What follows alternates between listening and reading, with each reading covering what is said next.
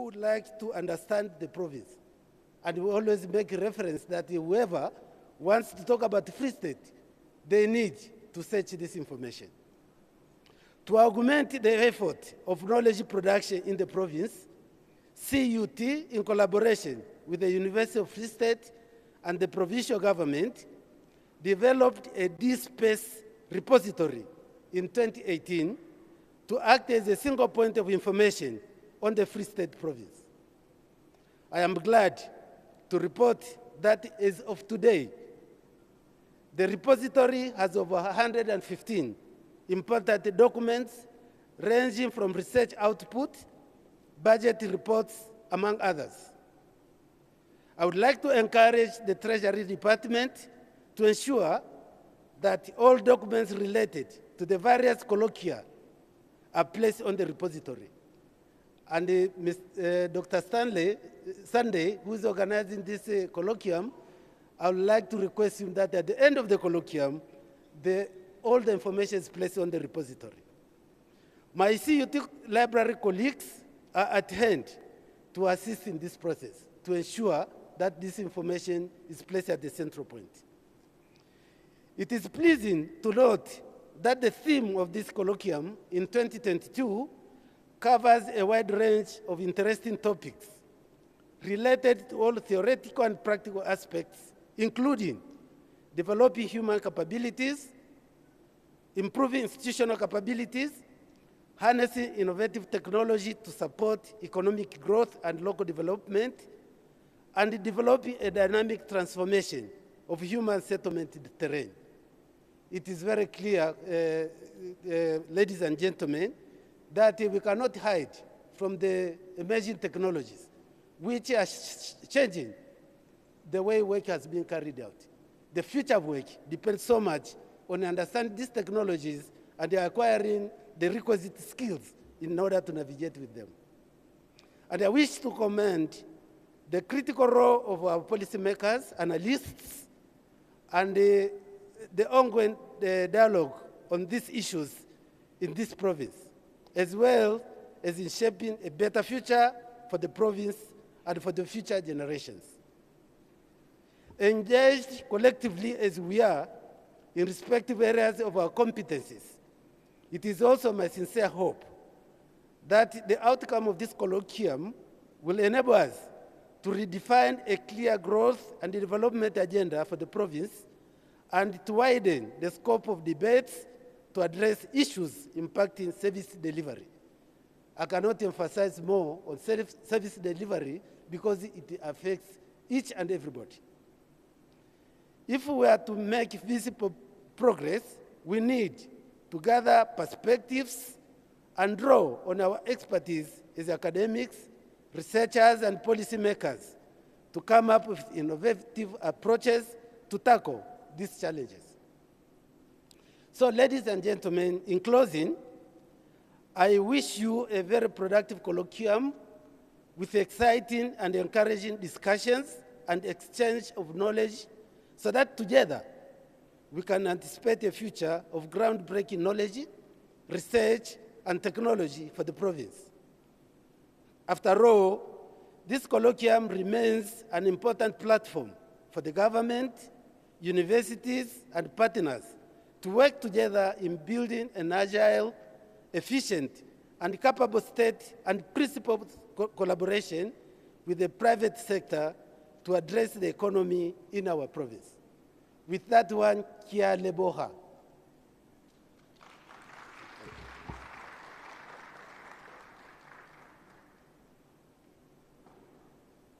Thank you very much, Prof, for outlining the purpose of the research colloquium so well.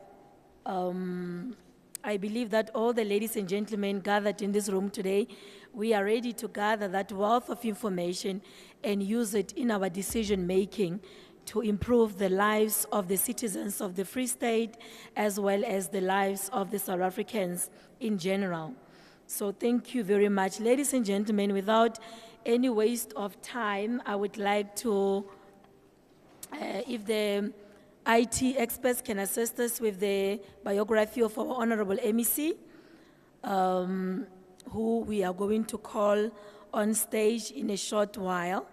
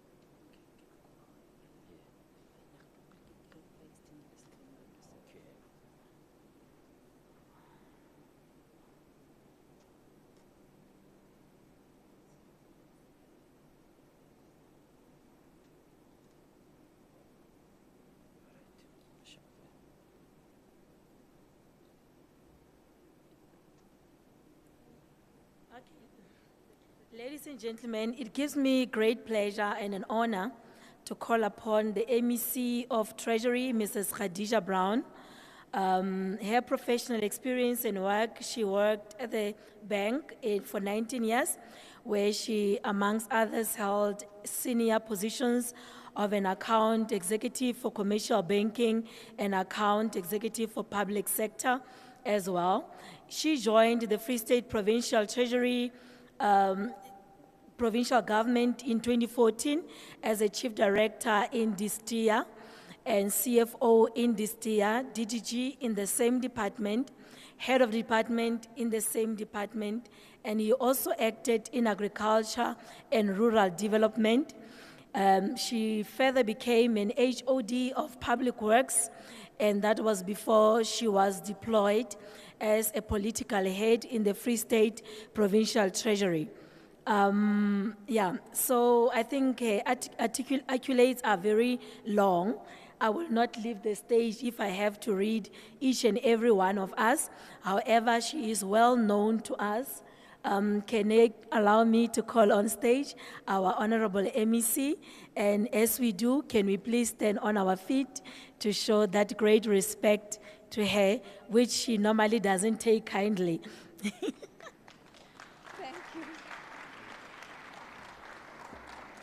Thank you so much, HOD. And may I request that we can put this on the floor, or can I have this down on the floor? Yeah. Thank you so much. You see, the Vice Chancellor is technical here, right? So CUT, doesn't matter how senior you are, you do everything. Where is the technical team? I think this thing is going to fall. Can I just have this tightened, please? Thank you so much.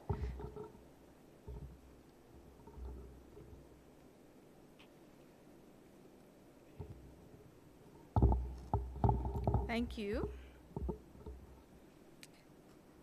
All right, we're going to have a conversation today, ladies and gentlemen. Good morning. And allow me to recognize, for those on our virtual platforms, social media, we decided to do this in a hybrid form this year due to the post-COVID challenges that we had. Our Premier at this point is dealing with a crazy disaster in Jagersfontein, which we're looking for some of you to help us with future solutions on those type of disasters and environmental issues and, of course, global change and so on and so forth. You will be helping with that in this room over the next couple of days. But in her absence, allow me to recognize the head of this province from an executive perspective, our Honorable Premier, Masisi Ntombela. And then from the legislature perspective, we have the Speaker, Zanele Sifuba, who is also absent today. But with us, we have the Acting Vice Chancellor of Central University of Technology, Prof. Ngoe, and his management team that is with us this morning. We have members of the provincial legislature that might be on the virtual platform, but also some in the room, executive mayors and mayors of our province, representatives of National Treasury who are with us today, representatives of National School of Governance who are with us today, the DG in his absence because he is also the leader of the Prof.Joc of the disaster management issue, and other heads of department, Mayor Chabalala.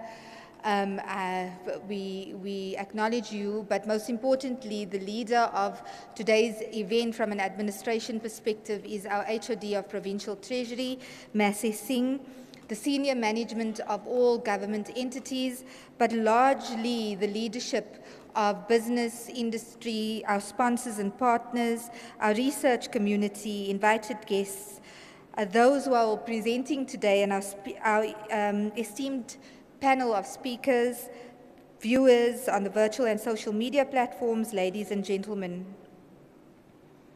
I am excited as I welcome you to the 5th Annual Provincial Research Colloquium, following the suspension of this event over the last 2 financial years due to COVID-19, which has sent shockwaves to our global and local economy. Now, as anticipated, I expected a greater turnout, but due to the mechanism in which we're operating between hybrid virtual and those who want to be in the room for the next 2 days, I would then estimate that as we do the debrief of today's session, we ensure that we understand how many people were effectively part of these discussions over the next few days. And I'm asking my team to do that work from an analytical perspective, to talk about, as we do research, this is also public participation for government in evidence-based and research policy planning and budgeting. So I'm expecting that report to come to me by the close of business tomorrow. But I do believe that the teams that we have in the room will provide the most competent and detailed directives and input to our deliberations over the next couple of days.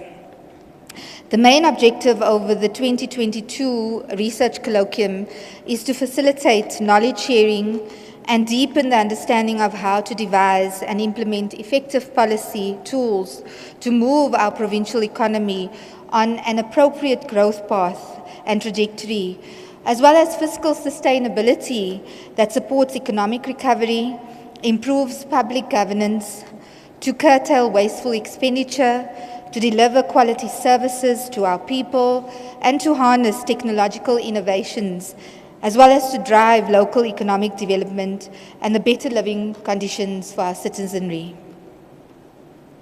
Likewise, the colloquium will further provide the provincial government with a rare opportunity by bringing leading researchers, academics, practitioners, lawmakers, policymakers, NGO, and public and private sector under one roof to have that detailed, robust discussions in developing an effective research-driven policy that can solve the socio-economic and fiscal challenges for the advancement of our beloved province and on behalf of our beloved country.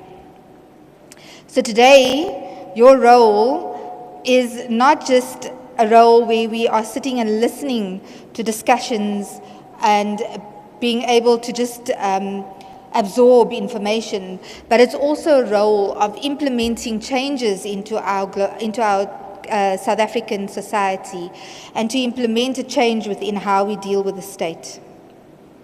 As you know, our social compact comprises of industry, business, civil society, and labor.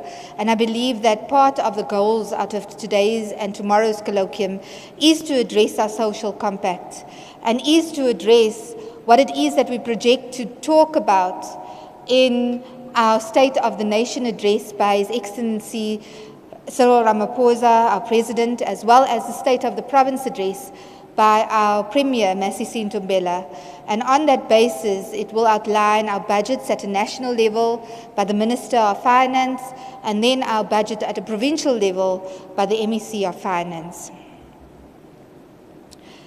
Our Premier, during the State of the Province address, hosted various detailed specifics in terms of the objectives of this province, but our research colloquium this year, hosted under the theme Transitioning the Provincial Economy Through Inclusive Economic Growth and Competitive Recovery.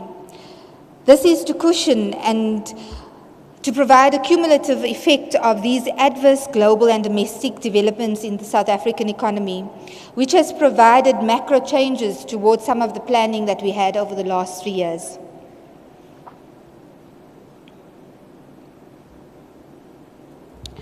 So what I'd like to allude to is that equally developed policies must effectively and aptly be implemented to have an immediate impact on the undesirable socioeconomic conditions that we live in, most notable the stubbornly high unemployment rates and poverty rates and inequality.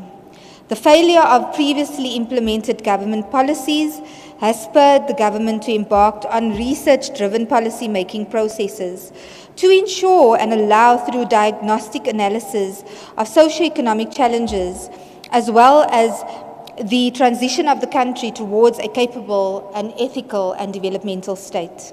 Furthermore, in terms of the recently published statistics, it is evident that our country is indeed experiencing significant challenges concerning the stimulation of our economy. And it's something I want to touch on a little bit in detail in terms of how we think about budgeting and how we think about budgets towards return on investment for our economy.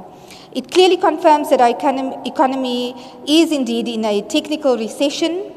It is therefore that we cannot fold our hands and do nothing to remedy the situation. Apart from the challenges relating to our economy, we're still faced with rising unemployment, both at a national and a provincial level in our province. The colloquium allows for that research-based policy making and effective budgeting to allow us to deal with these matters that we're going to place as problem statements going forward. Part of that problem statement that we find is that South Africa's debt to GDP ratio is currently at 72%. We are spending more than we're earning. We are not generating sufficient revenue to help with the expenditure and the requirements and the needs in our current socioeconomic environment in terms of our budgetary pressures. It is expected to stabilize to 74% by 23-24. But my question to you as specialists and researchers in the room and industry leaders is to talk about how we can turn the thinking and the paradigm around without understanding that as a government we should only look towards managing a budget. But whilst we're managing that budget, find ways of growing this economy to push for exponential growth in revenue and revenue at a local level from municipality level to provincial government level, in which we can translate that into augmenting some of those budget deficits that we are seeing in the debt to GDP challenge that we have. Part of that requires effective and efficient governance. It requires capable individuals. It requires ethical individuals at a national, provincial, local level. We've placed systems and controls in place. We've got programs of doing financial audits and forensic audits, and we audit individuals. We have a fraud line, a corruption line. We've got Chapter 9 institutions that assist us with dealing with corruption in our society. But how is that translating to the leakages and the losses that we are seeing? How do we couple that in terms of a balanced mode where we find that we're spending so much on litigations, judiciary, sub judice issues before we can have a matter closed over a long period of time where we can finalize some of those inputs as budgetary inputs towards dealing with some of our service delivery matters. So we have to create a balance, and that's one of the questions that I would like to ask. for you to be able to unpack and understand how that vicious cycle of corruption translates into losses, translates into financial leakages, financial constraints. But if we have a system that is better controlled, a judiciary that takes a shorter period in dealing with cases, and an environment where we speed up this process so that we reduce the amount that the state pays towards this type of litigations, and we can save more to deliver more. The rising COE bill, which is cost of employees, is a huge issue. And the challenge that we have with labor, unions, and the wage negotiations is that we are not coming to full agreement, where it may take our budget above 22 billion at a national level just to deal with some of the 2 to 3% increases that we're looking at. It is still subject to further negotiations. The Minister of Finance is leading that together with the Minister of Labour, and I believe that at some point we will come to an environment where we come to a conclusion which will be beneficial to our employees but also to the state. We also need to talk about low skills within government and the ability to utilize programs like the Presidential Employment Package as well as the work of EPWP. How do those programs translate into the future of work? How do those programs translate to our domestic agenda, and how do those programs translate to the goals of the World Economic Forum? But most importantly, how do those programs translate to ensuring that we have unskilled workers and unskilled individuals accessing the environments of government and private sector on a meaningful level? And those are some of the discussions that I'd like you to have, to state that our province doesn't necessarily need highly skilled individuals, but a balance and a hybrid of individuals that can be balanced between skilled and unskilled to ensure that we effectively utilize that to have a productive and competent Free State province. Another topic of discussion which will be integrated in some of the work that you do over the next 2 days is our state of municipalities. We're talking about paying salaries at municipalities, we're talking about budgets. I can tell you, ladies and gentlemen, there are budgets. We are not managing that correctly. We are not running a municipality where we find that we are ensuring that it is investment ready. We are not packaging our municipalities sufficiently for economic growth and job creation. We are not finding that little things like water, electricity, and incentives for investment at local government allows for investors to come in, create jobs, and drive an economy at a local level. It is up to us during the next 4 months before we present the State of the Province address and before we present the next budget, it's to establish and understand a war room or a catalytic station where we can talk about these matters and deal with the implementation hands-on. Where the tacky hits the tar, my shoes needs to be. And that is where we have to find ourselves dealing with investment incentives, Treasury coming in with tariff settings and allowing concessions where we can find that the Free State can be more competitive for investment, specifically in agriculture, specifically in industry, manufacturing, and specifically in your other lower end sectors that can be beneficial like tourism towards a new growth path for this province. And my understanding is that if we can get that sweet spot right and create Free State province as the center of catalytic growth, we can find that this country will be able to find exponential growth across being the central spiderweb of the rest of the investment areas of our country. But we shouldn't forget that we have challenges, ladies and gentlemen, and part of your discussions will be those challenges. For example, water. We've got in Kopanong, specifically where this disaster happened, we've got a dam that feeds into Africa but cannot provide water to its own citizens and its own people in Kopanong. It then talks to the way we plan. It talks to how we deal with infrastructure.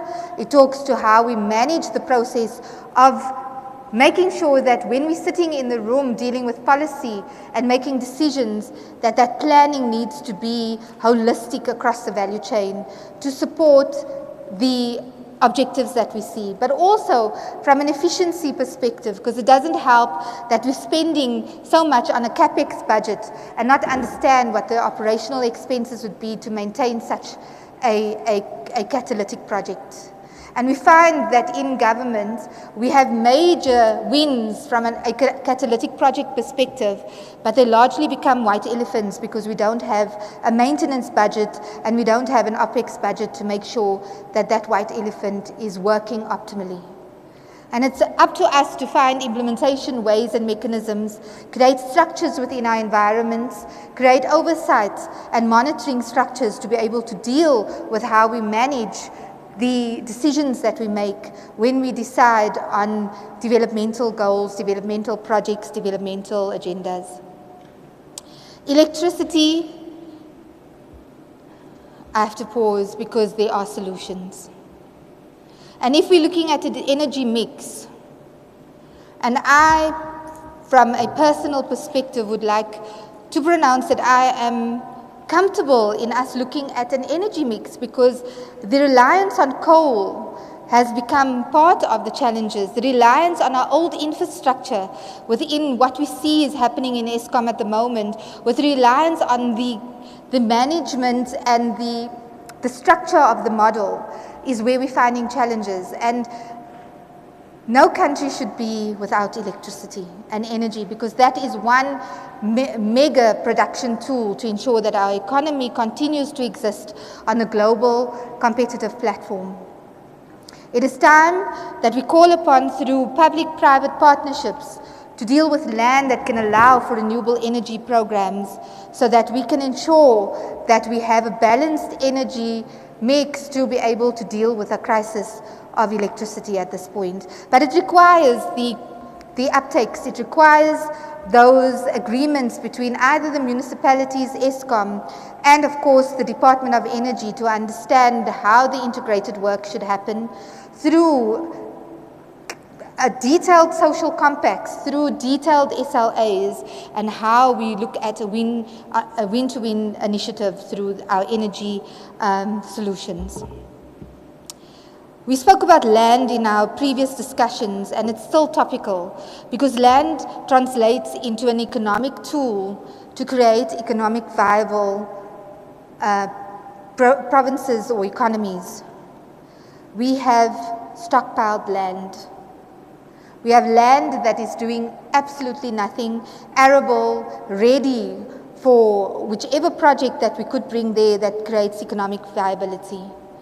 And the use of technology and innovation, land, processes of PPP and compliance in government prescripts on supply chain, as well as the levers of those job creators of water and electricity and people on labor with a balance of skilled and unskilled people. Nothing stops us from doing what other countries can do so well.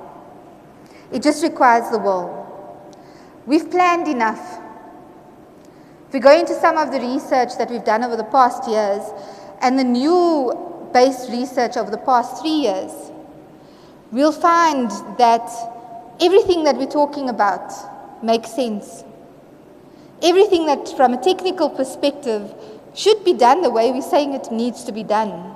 I was challenged on an interview at SAFM this week where we have processes in our departments and in governance with regards to budgeting, planning, implementation, the manner in which it needs to be reported, it's all there. It is the will to implement in alignment with what is there. And we've got to find that niche, ladies and gentlemen. And part of what I expect out of this colloquium today is to bring in technology, innovation, land, infrastructure, industrialization, SMME development, everything that we've outlined in this beautiful program to translate into how do we implement when we get to our provincial budget and when we get to distributing those implementation goals to departments. I ask the team who prepared this messaging, to you and your team, long gone is the day where I ask myself the question, we have a 40 billion rand budget as a Free State province from an equitable share perspective. I don't see the tangible results. How does that 40 billion translate into growth in the economy? How does that 40 billion translate into seeing development, roads, infrastructure, new housing? How does that 40 billion and more translate into changing the lives of our people? I don't see it, I don't feel it. We go to projects are taking long. There are overruns. Some projects take more than 5 years, which we've budgeted for 5 years, more than 5 years to implement. And we're not seeing that these projects are closing. Why? Because we need to manage this more effectively, and it's up to this team from a governance, performance management perspective, and dealing both internally in government and with our suppliers and project owners to be able to manage those projects effectively. So as I close my opening speech, I would like to state that we speak about evidence-based policy making. We speak about public employment, EPWP, CWP, to become effective in terms of implementation because it will help tackle the challenges of a high unemployment rate. We speak about the churn in permanent positions and then what COVID did to our economy and unemployment.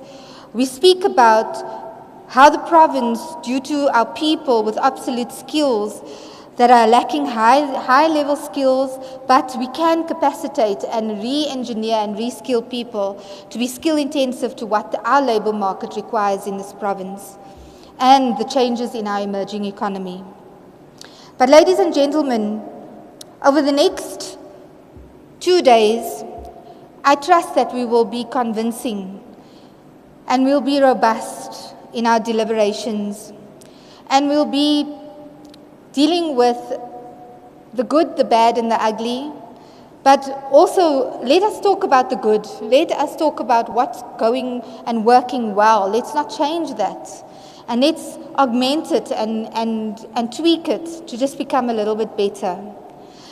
And this year's colloquium, I'd like to talk about sub-themes. And as I mentioned it in the beginning part of my speech, the first part I'd like to talk about in sub-themes is developing human capabilities. An economy cannot grow without human capital. So focusing on research papers, the impact of quality education, skill improvement, quality of health, quality of service delivery, and modern economy transformation through other mechanisms, that then talks to the human capability and capacity. And it should encompass all of the stuff, building a capable state, ethical people, being able to deliver on time, that talks to capacity and the ability of the people to be able to do everything efficiently and effectively. Sub-theme 2 is improving institutional capabilities, and that not only lies within government at a provincial and local level, but it also lies within the effectiveness of this ecosystem that we have in the province. And the main functions is the continuity of long-term policy plans that affects the private sector, it affects labor, it affects industry, and we close those gaps between policy design and implementation. Harnessing, which is theme 3, harnessing innovative technologies to support economic growth and local development. And we'd like to attract research on the application of 4IR and innovative ICT, which is artificial intelligence, Internet of Things, robotics. We need to, and the circular economy, we need to revitalize agriculture, manufacturing, the green economy, tourism, and absolutely across all sectors in the innovation spend. Because our young people today are not necessarily brought up in an environment of high labor. As young people, we were brought up to do the dishes at home. Our young people allow for someone at home to do the dishes and they sit down and they're gaming or they're on technology. So the world and the future of labor is not going to be as highly labor intensive, but we've got to, as government, we do have the obligation to ensure that we continue to increase the employment and increase job creation. And it means that we must find a balance between getting our themes and our minds correct with a balance of high intensive labor and technology and automation in the workplace. Developing a dynamic transformation of human settlement terrain, which is sub-theme 4, and this is critical because we've seen so many disasters. On a pestle analysis, the environment plays a key role in terms of how we look at the future planning of any citizenry. And we can see that the environment has highly impacted the manner in which we budget and the manner in which we resource local municipalities. The disaster in Jagersfontein has not necessarily only left us with municipal infrastructure issues. It has wiped out an economy, an informal economy, spaza shops, agriculture, people who use vehicles as productive tools to earn that wage. Those vehicles have been wiped out. Production mechanisms have been wiped out. People who have used generic day-to-day aspects within that environment of that municipality to earn a salary has been wiped out. So our role as a government is not only to deal with the infrastructure, the human settlement, the spatial development plan, ensuring that we have economic environmental processes in place, but it's also to understand from a disaster management, how do we prepare for a society where an entire society is wiped out and we can ensure that economy from a rural perspective can still continue. So with that said, ladies and gentlemen, I think there were three mechanisms or major aspects that I raised. Implementation, budgets formulating policy formulating budgets, implementation, and making sure that we think about budgeting towards investing and growing our economy. I'd like to offer my sincere thanks and appreciation to all invited guest speakers who have traveled from very far. We've got people from all over the country to share their great ideas in the plenary dialogues. Thank you to all the presenters who have submitted your papers. And I must also thank delegates, sponsors, committee members, government, CUT officials, and all of you speakers today, and our researchers, our if you can call this the think tank of our province, for your support and encouragement in making this event possible. And I understand the outcomes would provide us with the analysis of how successful this will be. I hereby declare the 5th Annual Free State Provincial Research Colloquium open, and I do anticipately await the rigorous engagements, ideas and support in shaping our policy decision-making and the advancement of our province that will in turn influence the preparation of a strategic documents over the medium term, budget policy statement, as well as other planning documents. I am recovering from a major surgery, so I will exit, but the reason why we have this virtual setup is that I will absolutely access over a virtual platform, and trust me, I will listen, and tomorrow as I close, I'll provide my inputs towards your engagements. But thank you. Thank you for allowing the Free State to change. This year we saw 4 clean audits, 2 departments, 2 entities, 7 unqualified audits in the Free State province. Yes, thank you. 5 improvements overall. So governance is top of mind, and part of governance is exactly what you are doing today. The better we plan, the better we execute. And our role together is to make sure that our children and our grandchildren over the next 10 to 15 or 20 years will state that I am proud to be a Free Stater, and I'm proud to belong here, and I'm proud to be part of the collective. Kia leboa. Thank you so much.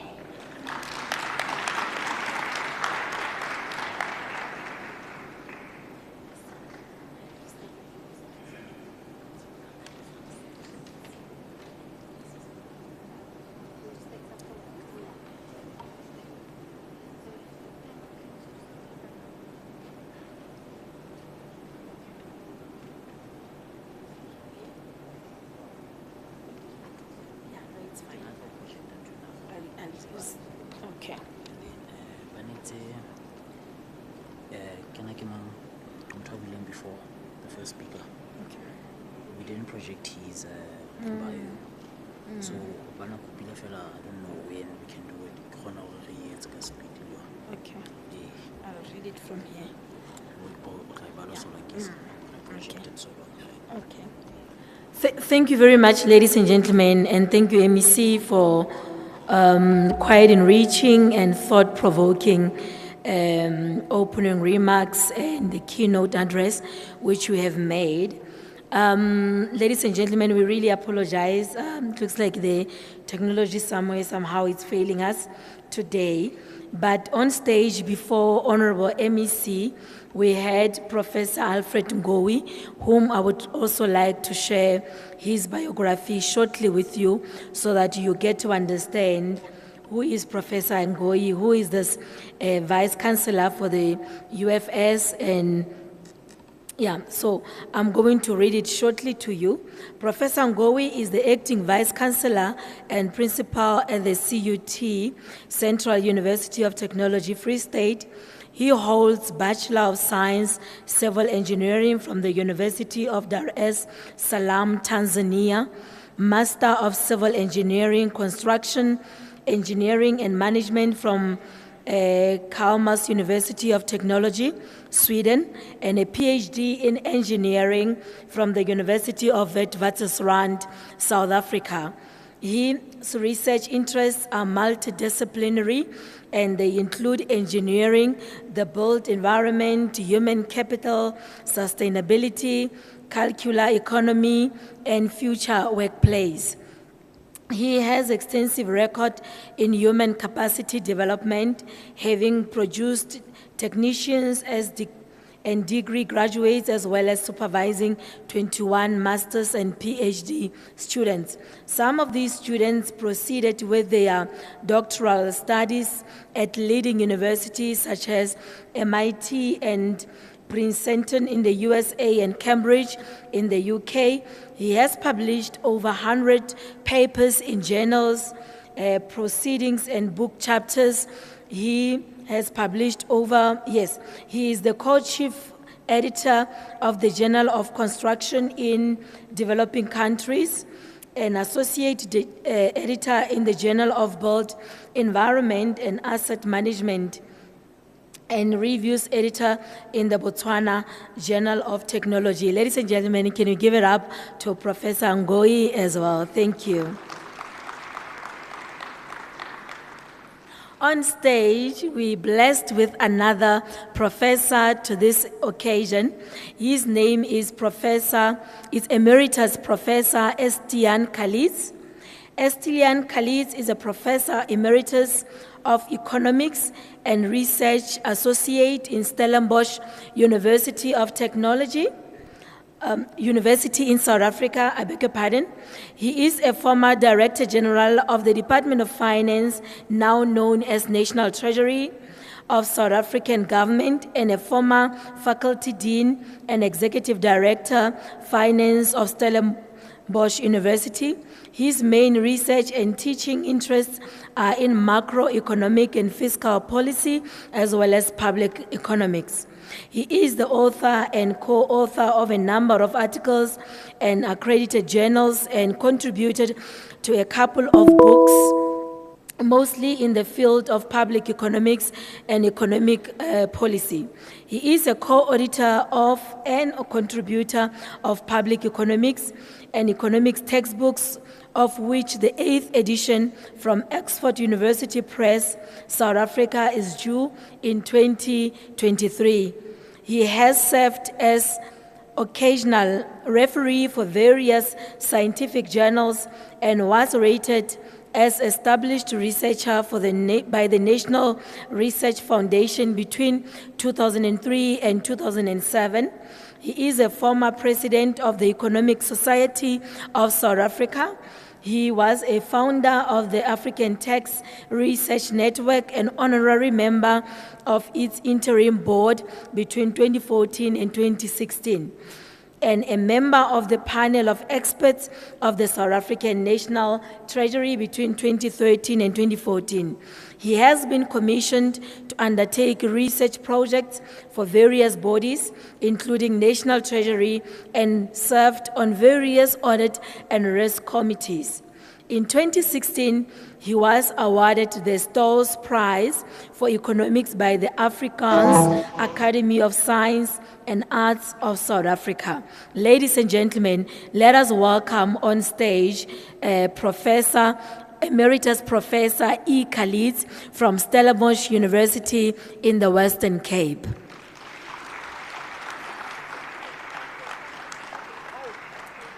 While Professor is approaching the stage, I would like the head of the department, Masego Chabalala, to join the panel, who will now ascend the stage to take a picture with the Honorable MEC before we release her from our midst. So if we could please come, Me'amo, all the people on the panel, Mr. Mgoma, who will be facilitating it so that we can take the picture with our Honorable MEC, I think it's Menkiani as well as Ntete Emil.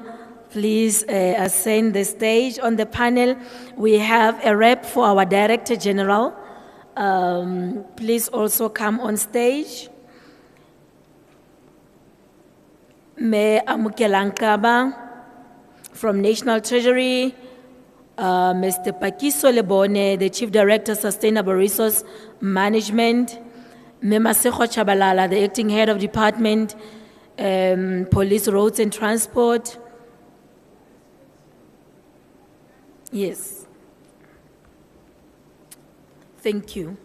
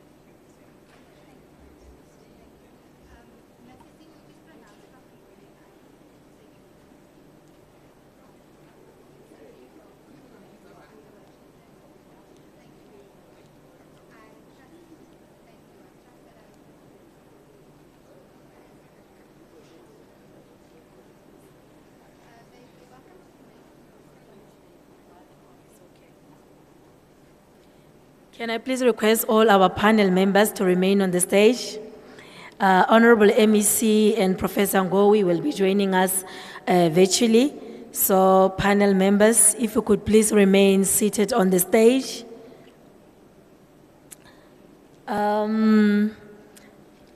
All the panel members, if you could please remain seated on the stage. On the panel, we said we have the Honorable MEC will not be part of it, and she's being represented by Acting HOD Masego Chabalala. Please come up the stage. It looks like we are not audible. Eh? Are we audible? Or am I talking to myself? Okay, please, okay, you're going to get your things, all right. Okay, while they come up, ladies and gentlemen, thank you, Honorable MEC. Let's give a round of applause to Honorable MEC while she's going to join us on the platform, virtual platform. Okay, all right.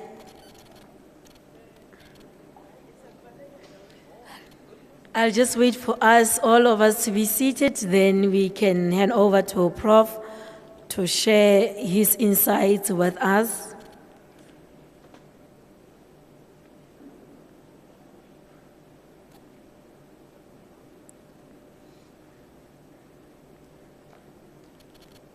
Ladies and gentlemen, let me give this platform to Emeritus Professor E. Khalid from the University of Stellenbosch in the Western Cape.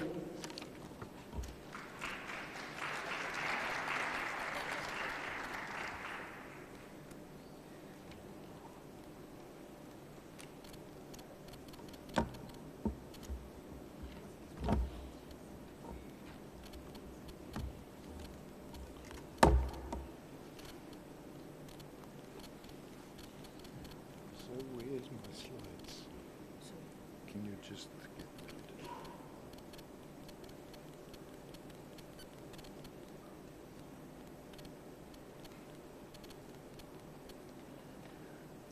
Is it this one? The slides that I gave on the flash disk.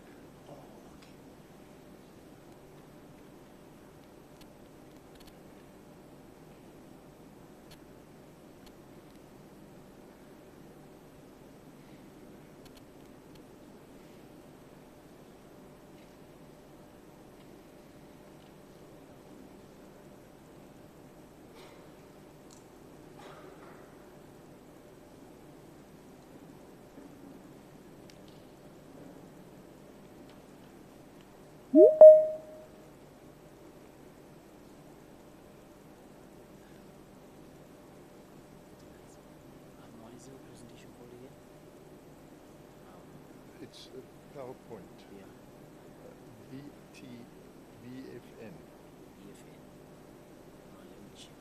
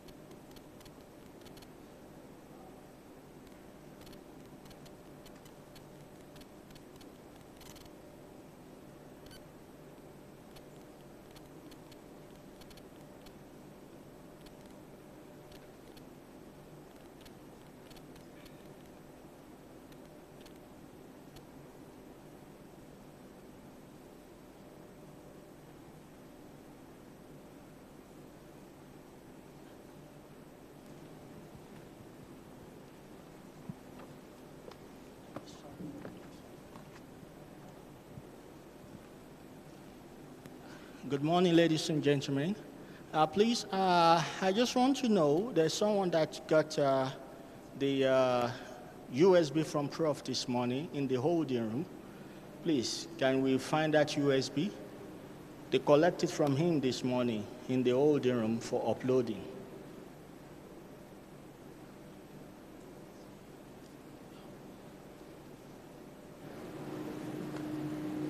Thank you.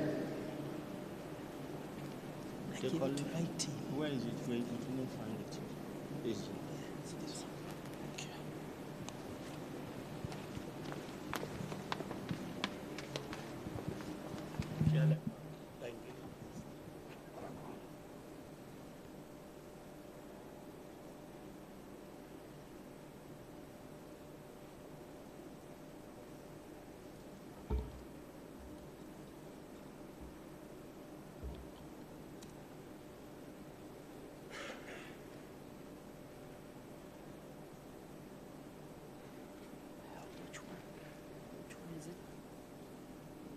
It's the second one. Okay.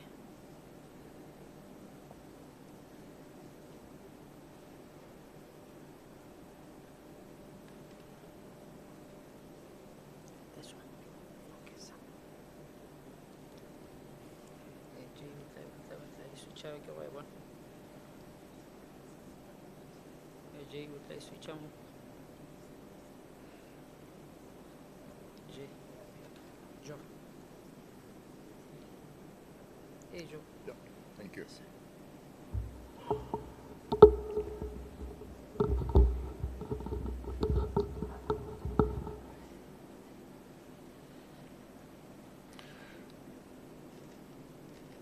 Okay. Good morning, ladies and gentlemen.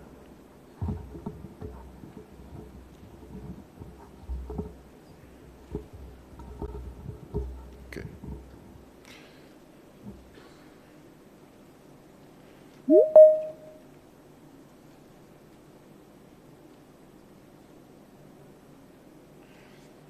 Thank you very much for your patience. Thank you for the opportunity to talk to you this morning. I'm presenting a paper that was written by Philippe Berger, whom you know well from Free State University, and myself some years ago.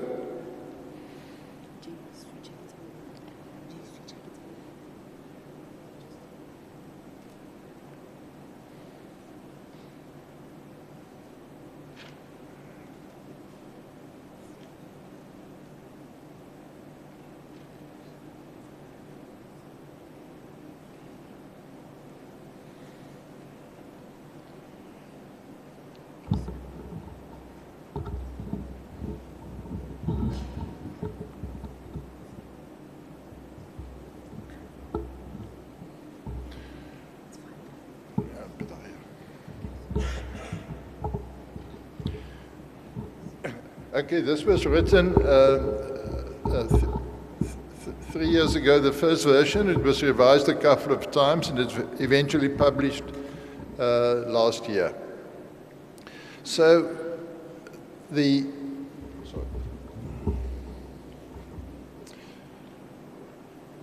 this is about COVID-19, economic growth, and South African fiscal policy. As I will show during the course of the presentation, there have been some figures that have changed since we wrote the paper, and I'll explain whether the fact that the paper remained valid, although the levels of the figures are a bit different following the revision of the statistics by the South African Reserve Bank. So I'm going to show you a few trends pertaining to the topic. Then the key question that we try to explore. Very briefly, something about the literature on the topic and related matters. I will quickly talk about the method. I will refrain from becoming too technical. More focus will be on the results and the policy recommendations following that.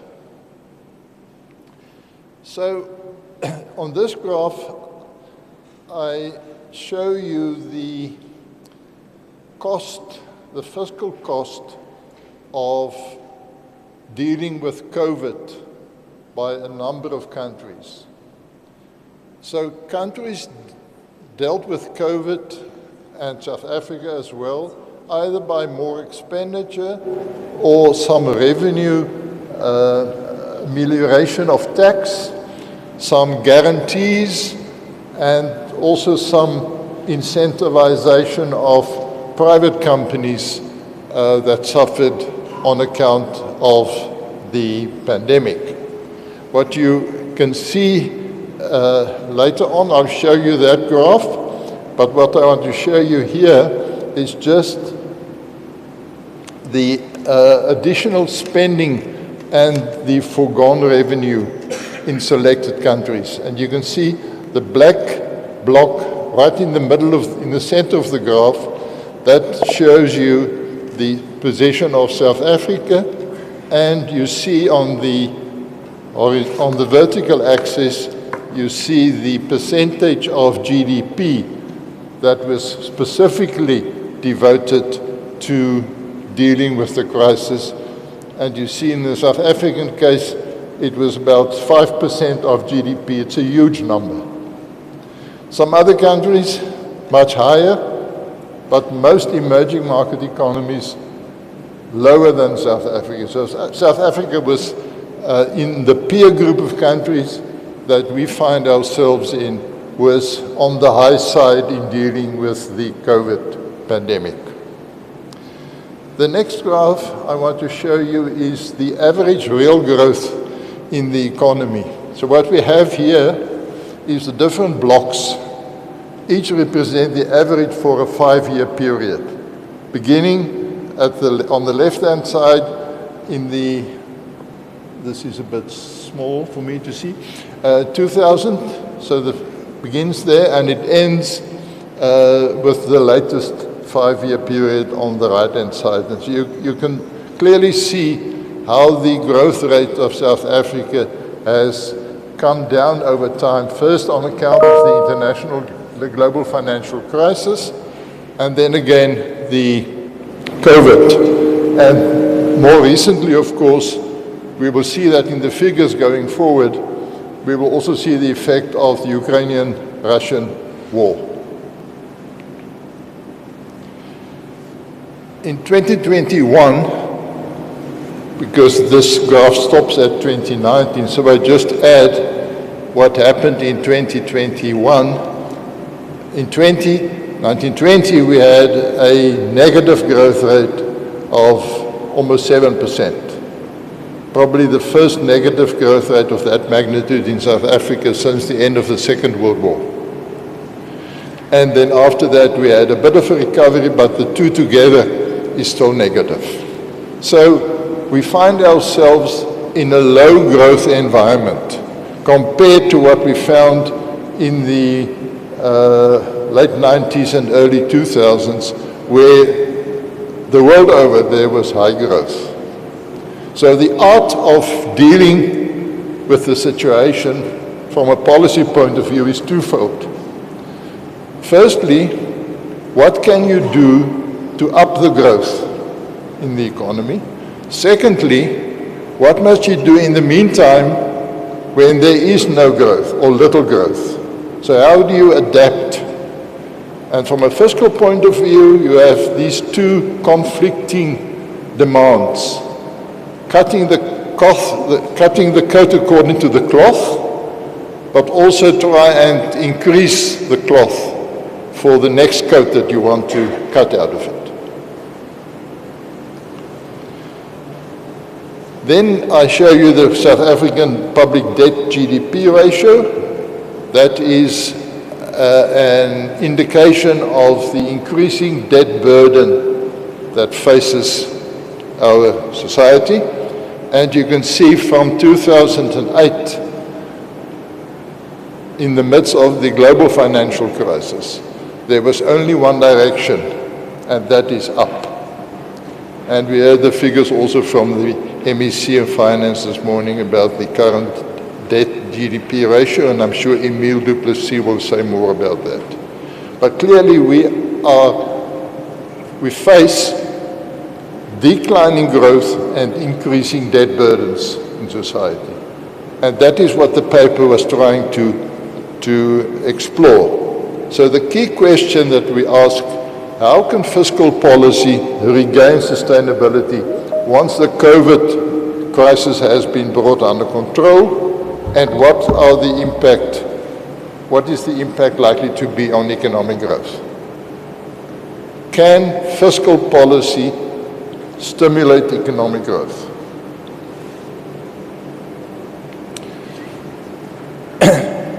There has been, in the recent debate in South Africa, there has been the idea propagated that government must spend even more to stimulate the economy.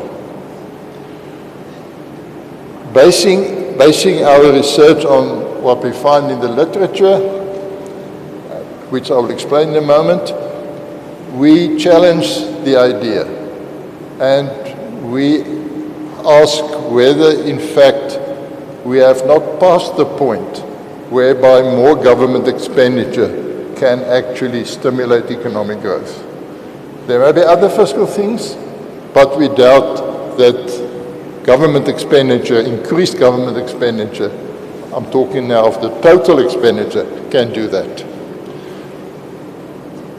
What do we find in the literature, both about the relationship between government expenditure and growth, but also the literature between the budget balance and the level of debt?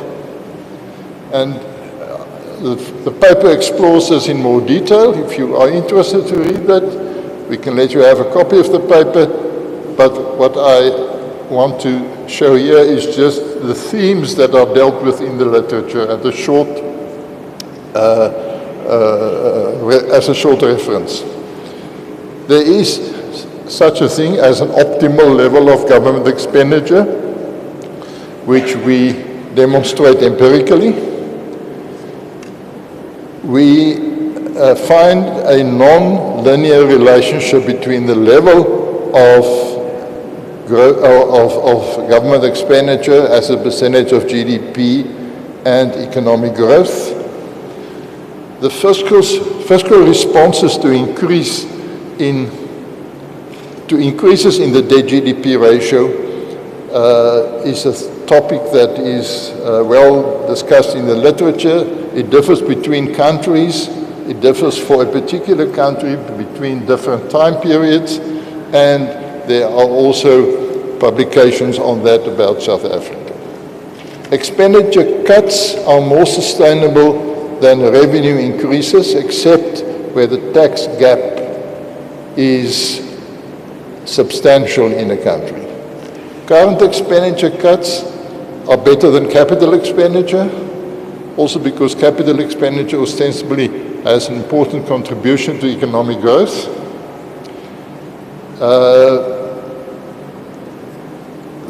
The cut in the wage bill, where it was attempted, showed to make a more meaningful contribution to regaining sustainability than any other expenditure cuts. Efficiency in the management of state-owned enterprises is a recurrent theme, and it's not only as public enterprises, but even if they are privatized, it's important that management be efficient. A specific paper that I want to just mention by name is by two authors by the name of Binder and Bloom. They point out, when looking at the effects of IMF programs that were agreed on with particular countries, programs of relief, of stimulating economic growth, that those programs are positive only if it is accompanied by a sufficient improvement of the country's institutional record and if political economy issues are addressed as well. It's about people, and cutting back on government expenditure affect interest groups. That's where the political economy things becomes important. And of course, the efficiency of these programs improve if there is significant, well-targeted poverty relief measures as well. I'm just going to say what the methods are. I'm not going to explain. Can be a bit very technical, but we use data from National Treasury and from the South African Reserve Bank. Some of that data originated in Stats SA.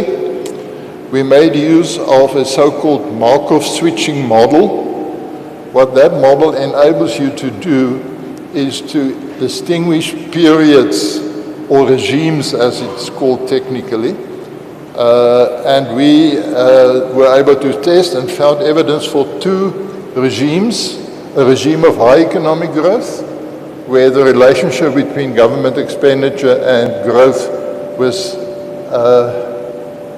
unequivocally different from the other regime of low growth, where the effect was not positive.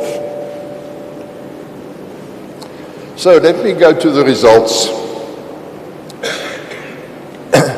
We used the analysis to try and construct a relationship between the the government expenditure GDP ratio and economic growth.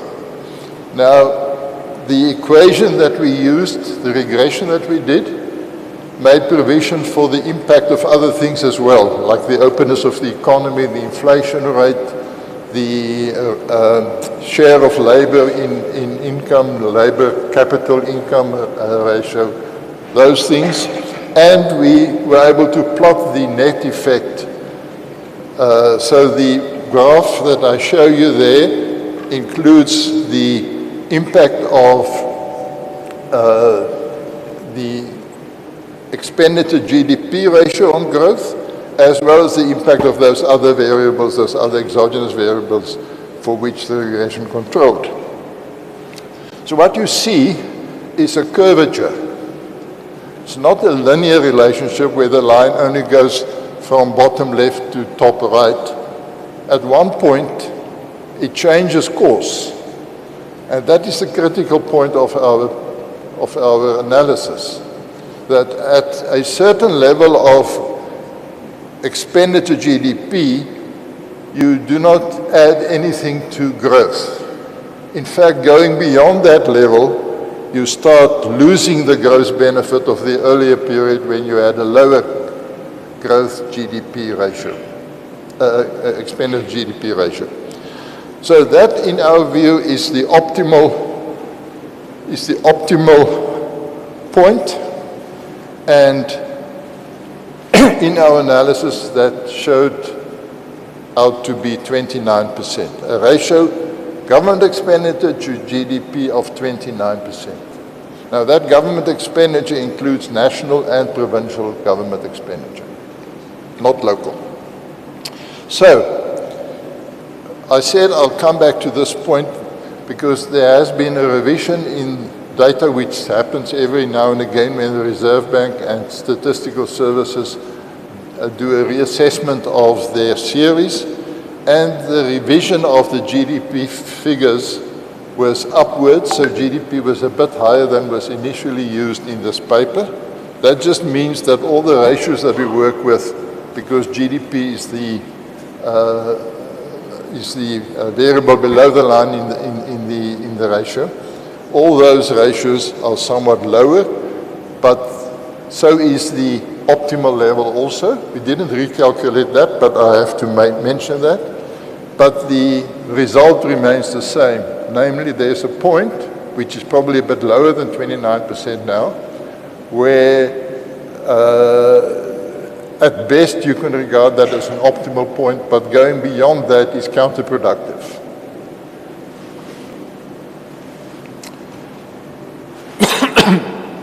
Other things that we concluded or derived from the analysis is what we refer to as the expenditure multiplier. Now, a 1% increase in real government expenditure leads to a 0.137% in real economic growth, but that translates to a multiplier which is not about the ratios, but the actual nominal value of expenditure relative to GDP growth, and that is in the vicinity of 0.5 or 0.6. There are other views about this as being very high. I referred to in the beginning to the argument or the support for even higher expenditure growth. They use a multiplier of 1.9. Neither our analysis nor some other analysis that we have accessed gets near to a 1.9%. In fact, we conclude that beyond the optimal level, the multiplier works in the opposite direction. It's a negative impact on growth. So, one other important finding which I want to show you has to do with the relationship between the primary balance of the budget. The primary balance, there are two balances that you can think of in a budget. The one is take all revenue and subtract all expenditure. That's normally the conventional budget. That's the one which the Minister of Finance will stand up and say, this year the budget deficit is X, the percentage is 4 or 5% of GDP. But the one that we are using is called the primary balance. That's the difference between all revenue and non-interest expenditure. So we leave the interest out of the equation, because the interest has more to do with the debt side of the matter. So the primary balance has been shown to be an interesting phenomenon when talking about debt sustainability. To cut a long story short, the observation has been that if your debt GDP ratio is increasing and your growth rate is on the low side relative to your real interest rate in the economy, the only thing that can actually help in getting sustainability is a positive and a risingly positive primary surplus. We did an analysis of what was in the budget last 2 years ago, presented as an active and a passive scenario, showing the relationship between how much primary balance is required to achieve a certain public debt GDP ratio. And we found that what was in the budget was not consistent. The primary balance was still negative, but the the debt GDP ratio was presented as a very high level, and they were regarded as two consistent matters. And we found that with those primary deficits, the public debt would be much higher than was made available in the budget. And we then came up with the idea of a stability scenario. Why stability? Well, the reason is that what you need to do to actually achieve the active scenario, the top line there, will require a primary surplus of 8 to 9%, which has nowhere been possible, not in South Africa's history, but in no country that we know of. So we didn't think that was a realistic thing, to think that you could get a lower debt GDP ratio with a high primary deficit. It has to be a surplus. And to sell that politically was going to be very, very difficult. We can just, doesn't need to tell you how much opposition the government will get to that, because the reduction in government expenditure that would be required in order to achieve that primary surplus would affect everybody in the country in a huge way. So we thought it's not politically something that can be solved.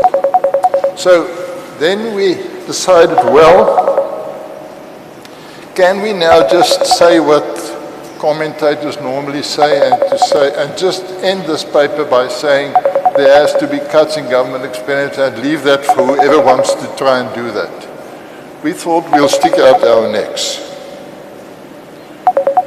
Before I show you this is just another factor in the equation, because people say, why can't we increase taxes? I mean, we can bring in a wealth tax, we can increase higher echelons of personal income tax. Why don't we do that? This graph just shows you where South Africa is in the list of a number of countries about the share of revenue as a percentage of GDP in the economy. And most of these countries on the higher side also have much higher growth rates, so their affordability of such services is higher than South Africa's. And you see countries at the bottom, many other developing countries, but also a number of them. So South Africa is on the high side when compared internationally to peer countries when it comes to the tax burden that is already there. And because of the very narrow tax base, the opportunity for actually generating a lot of additional revenue from higher income groups in the country is limited, and always at the risk of people emigrating, because those are mobile people internationally. So we conclude that we don't think there is that much of an opportunity to deal with shortages or debt sizes of this nature by increasing income tax, or any other tax for that matter. So, the cutting of government expenditure is likely to reduce the budget and enhance economic growth. If you think back to that picture I showed you earlier, the interesting thing about that picture is that, let me just show you that again. If you look at that picture, by reducing, if you were at the top of that line and you start reducing the debt GDP ratio, you move up the slope to higher levels of growth, actually. So it's not increasing expenditure as a ratio of GDP that will increase growth, it's reducing that expenditure. That's a kind of evidence-based finding of our research. So just to go back to the recommendations,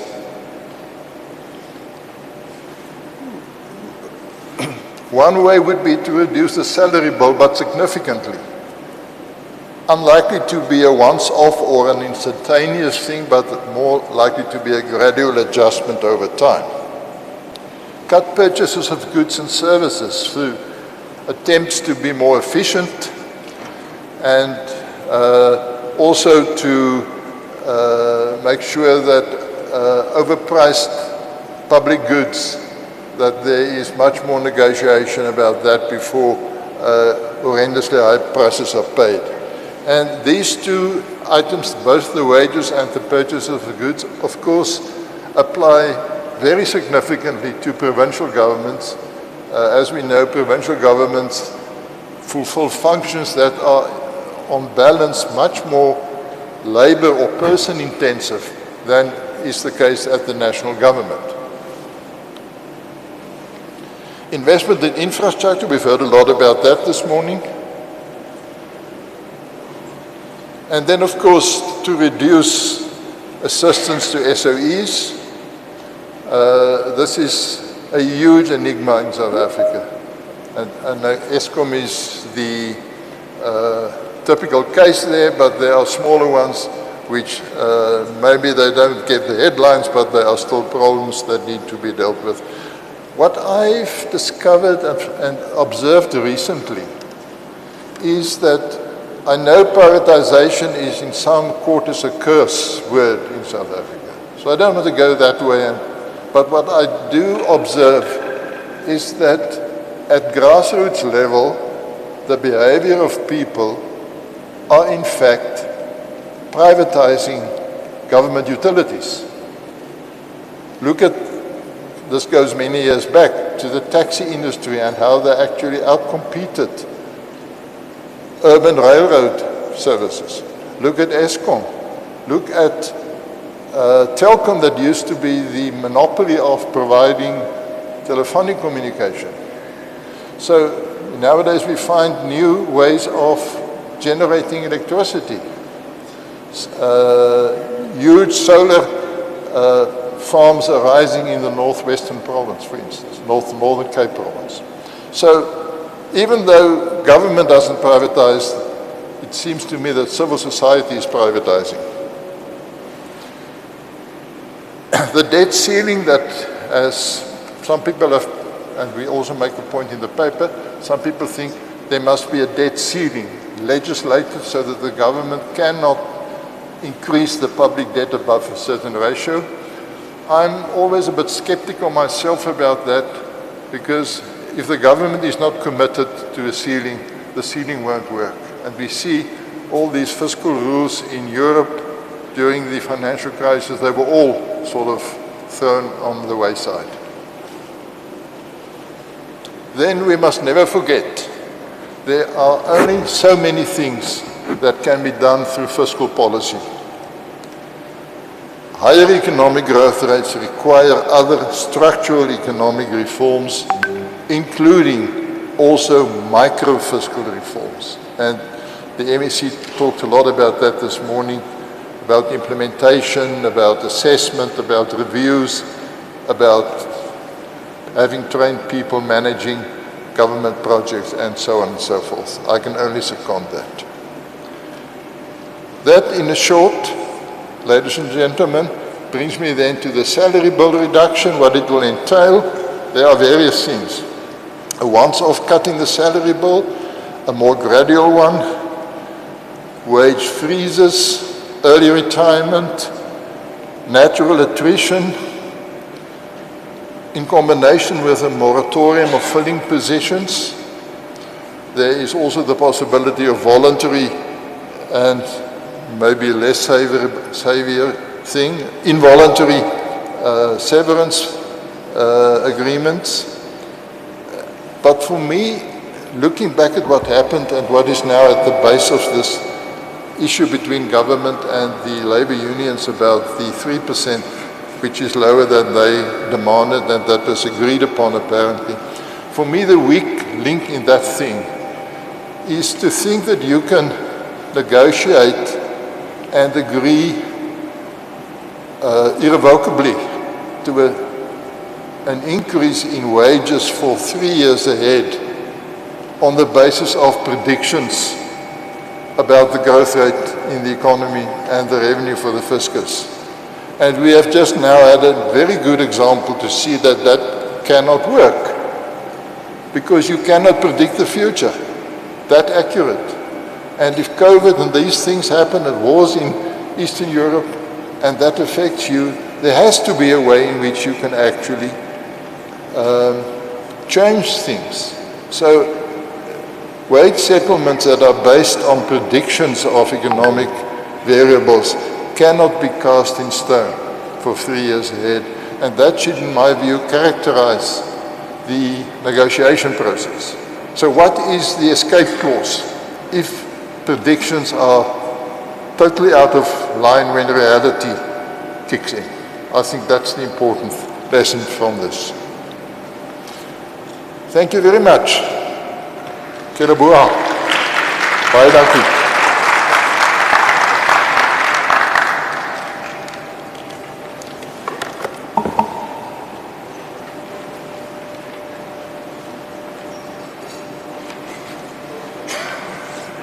Thank you very much, Prof, for that presentation. It was very insightful, but also very concerning, you know, looking at the growth rate over the years and looking at how debt to GDP ratio is also the relationship between the two. It's extremely concerning.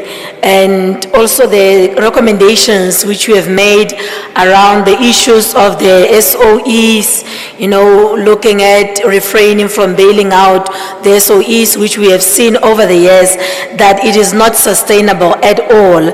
Whatever we pump into that system of SOEs does not yield the required results which we want.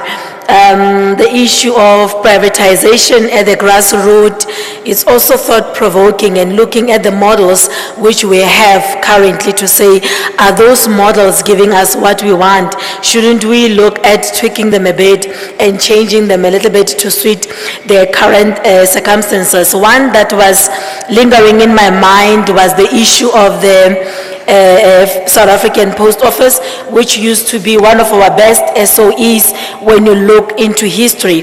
However, we ignored what research was telling us at the time. We did not move with the speed that the technology was changing, and it ended up to be where it was. And while we tried to rebuild it up, we could have saved it a lot should we have really understood what research was telling us, how the wave of technology was moving, the disruptions which came into the space, you know, as basic as the emails moving from the traditional methods of sending letters and many other things. So it was really very insightful and very thought-provoking. We will definitely look into the papers which the presentation has cited and see what can we learn from them, how can we better our operations in terms of the SOEs. Not only the national SOEs, we do have the likes of the FDC within the province, which are currently not doing so well. And what can that data tell us? What is it that we need to do differently? Because definitely there is a lot that needs to change. Ladies and gentlemen, that was taking us to the tea break. We are a little bit behind schedule. We will try to accelerate items which are coming so that at least by 5 o'clock as planned, we will all be released and get ready for the second day. So the tea break is not a lot of us. I believe that we can move quicker in terms of getting our tea and our eats for the short break. If we could please come back at 12 o'clock. Thank you very much.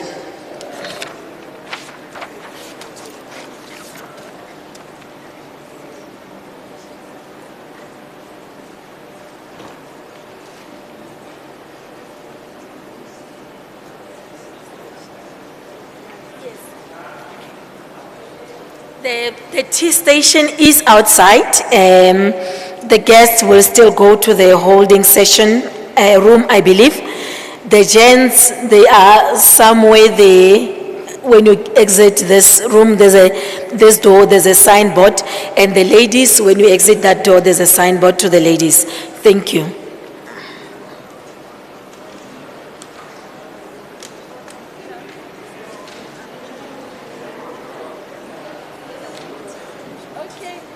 All right, I'm advised that tea break has been cut to only 20 minutes.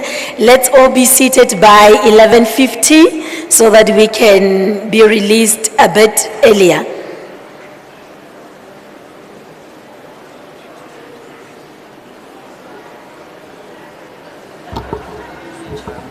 So we've got the panel, and then I'm after the panel. Can I? You after the panel? Yes. Apparently I'm on the panel as well, but I'm after the panel. So can I quickly just get my laptop to see if it works? No problem. But tuning in again.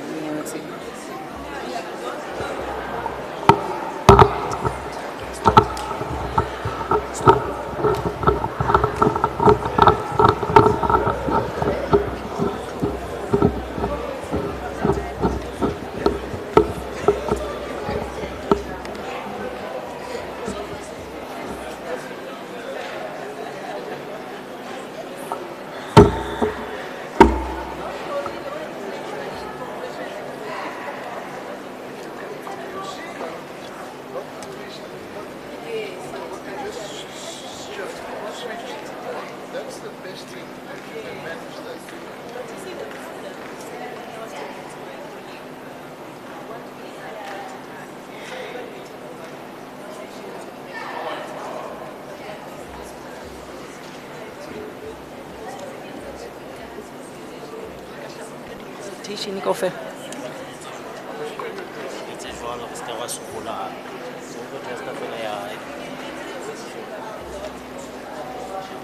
Okay, so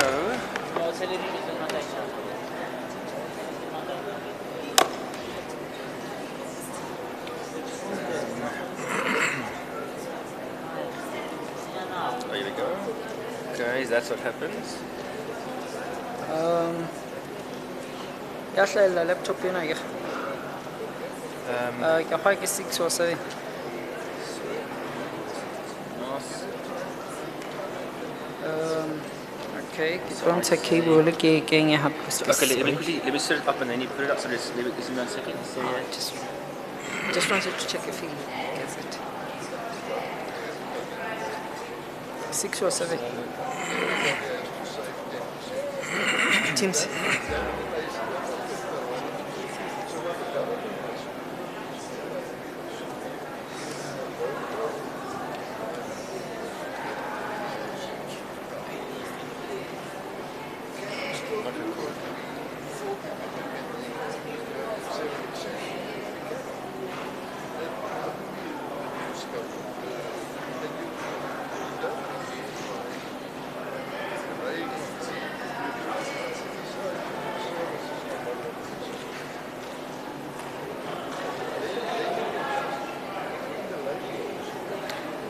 So it's going on. Oh dear. Okay. You know how to?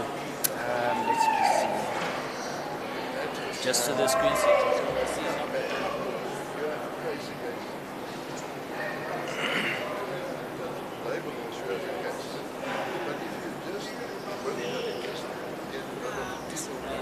Settings. Just type display there. Yes. Okay, so it's probably under display. So Yeah, there we go. Display settings.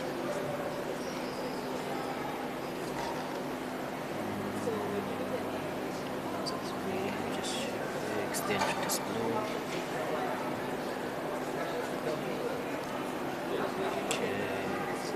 Okay, great.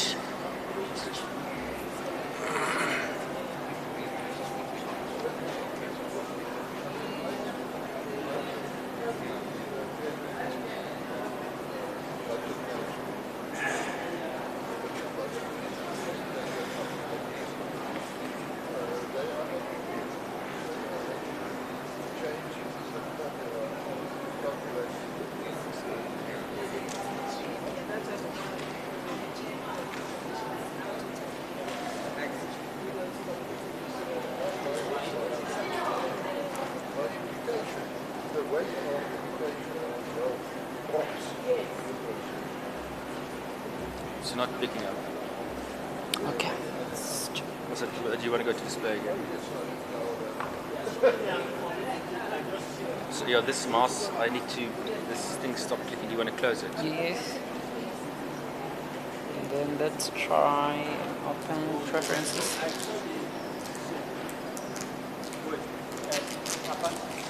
And Chief, please hear this. Please repeat what you just said now. Can I, let me take it out? okay, we'll sort it out. Sorry, I was going to take it out and then let's go back. Go out. Okay, so I go to system preferences. Okay. So okay, put in cable. So I just took it out just because it's easier like this. Which one are you looking for? I want this. So I just begin it there.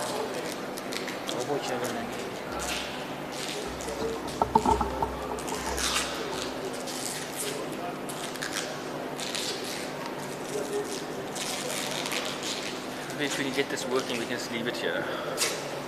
Because I'm off to this panel. Can't we take it on a memory stick and then run it from there? Because If it doesn't work, I can try it. Let's just try it one more time here.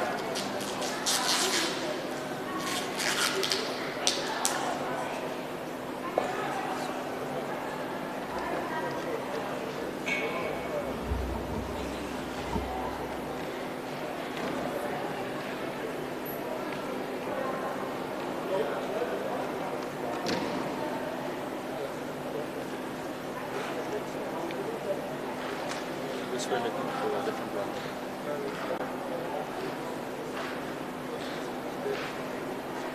Oh, you know why? But this is now extended screen. Maybe that's why. Can I just unextend the screen? Let me just, sorry, let me just, let's take this out.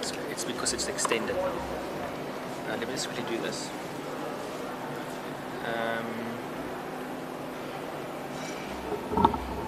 Sorry, this was now on.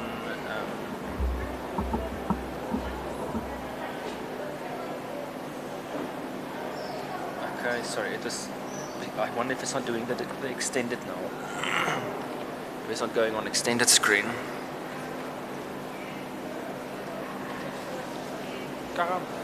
Laptop le rekisa motho ne for ne ke batla be mo network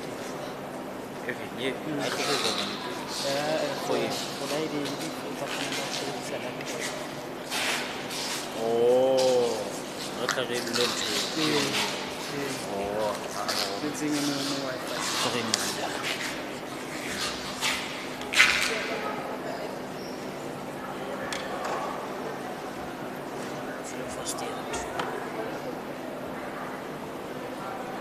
Fancy dule connected.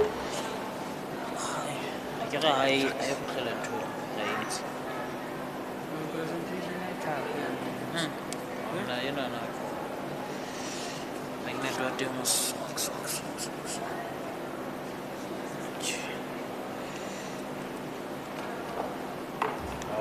Connected. Connected. I was with that thing I had taken my.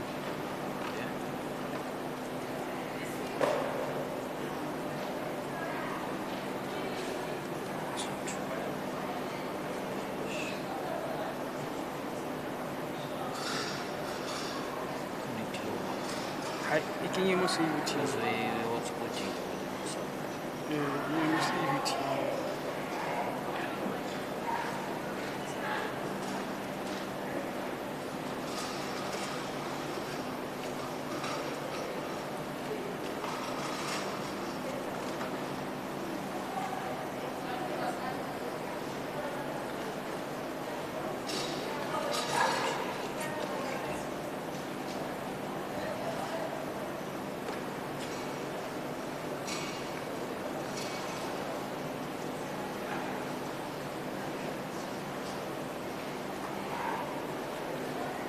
Let me just restart it.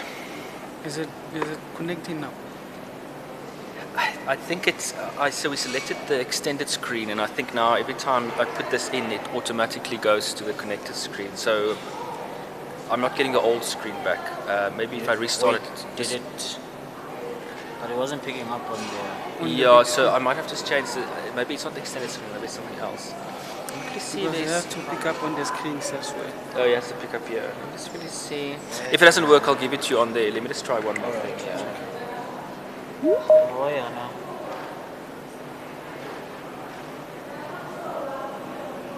no. Unosputile ka phone yao. Excuse? Unosputile ka phone yao. So, Ako to change.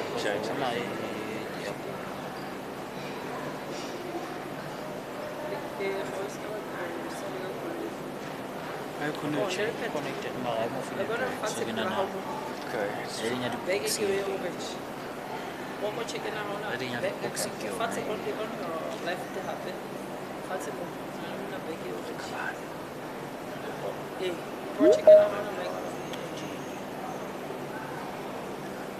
This is. Uno na le nthola. Sorry, man. Let me just get the mouse. This thing is stopped working. Mo stick sa ka scanning. Di laptop konza stick se blue. No. The proposal of the load element the presentation. The load is not la. Why hana we pick up onto ya SUT? Excuse? Why hana pick up? Why hana connect? What's your name? Yo, nobody. When I for the no connection. When I call it, we stay. I have a number of what is this? Q&A page. Recently on yeah. So it's already connected.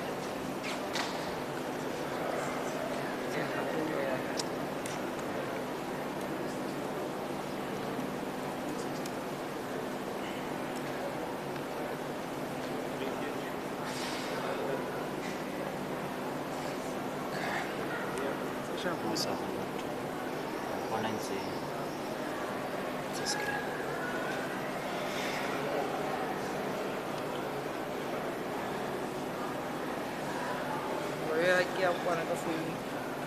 Disconnect. And I see the boxes are okay.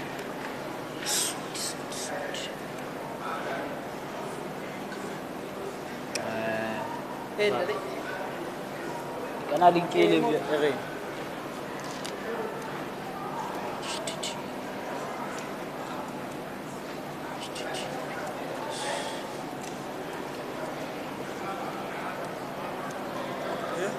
Ana e re nda dinye. ec.cut.ac ne. Let's try again.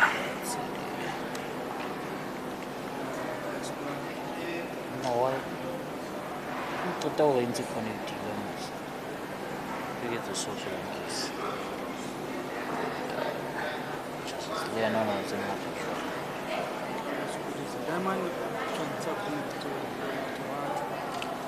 Ma, yana tshwantsha etse nna re ke buletsa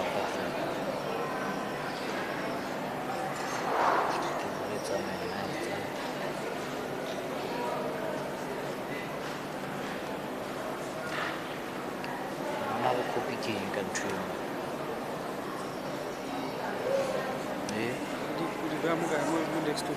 once Evo.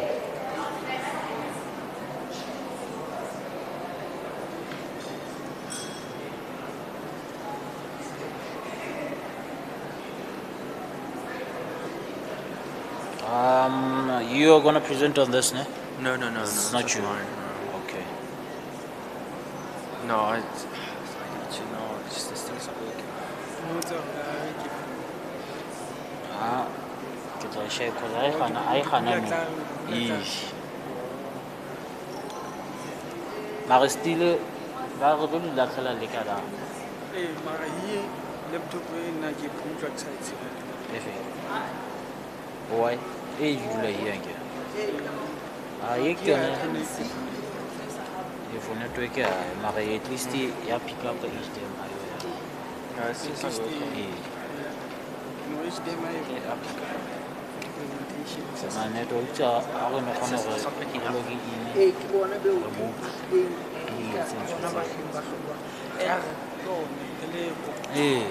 and the pet ko pompelen 6. All right, Asha. And all right. 6 or 7. Check a 7. We cut over. We stay cut same time. We 6 and 7 and cut. All right, you try to. Is he changing something? Maybe this is easier. Sorry, this mouse might be.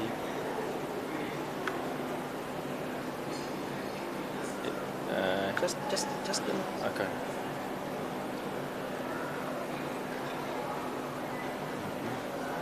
Because this thing is on extended screen, so I think it's running into that. I think it's running into that part now. yeah, but it should pick up. Should pick up on the you mean screen, you can pick up there? But it's not. Because that is the screen. So apparently, I think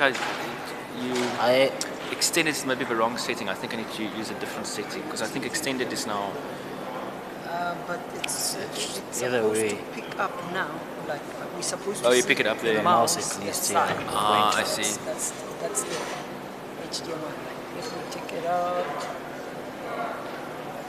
on the screen it did show some. How do I lines. take this? If I can somehow take this screen off. How do I let me just see quickly here. How do I?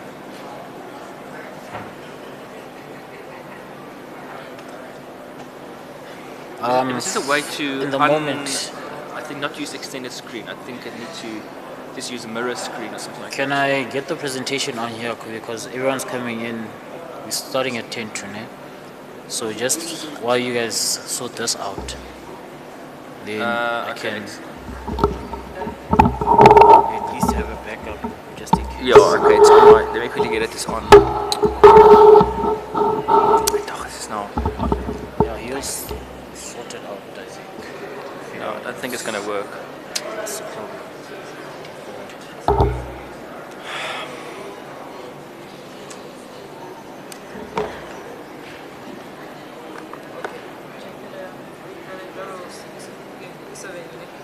Seven, yeah.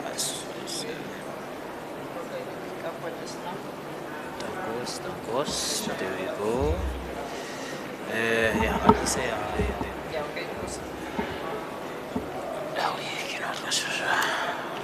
great. Ke Max ne feletse. Oh, o re fela. O di bona ka messaging mo sera. Ke re hell. Ko re fela ha tla ne. Ke tla mlela fela a bolelle di presenter le presenter ha ba ne. Ah, ne ke yone tla ba Spanish. Ah, so oblige yo.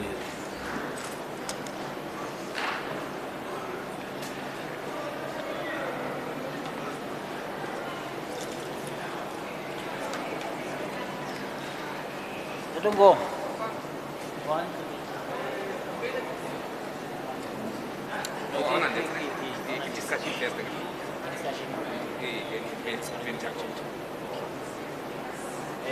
Discussion ako na next year.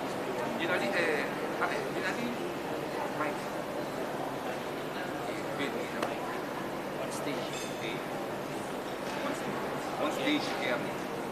Same thing for here. Oh no. I can go in fella just to find out.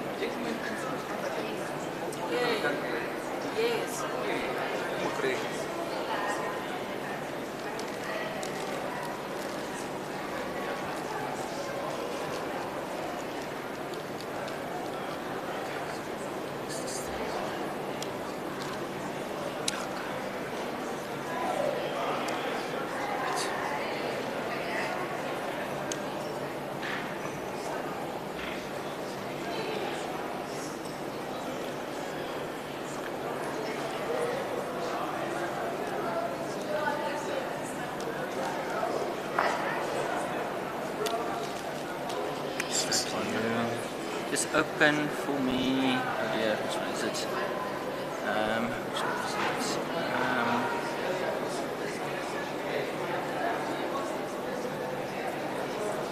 So what's this one's name? This R.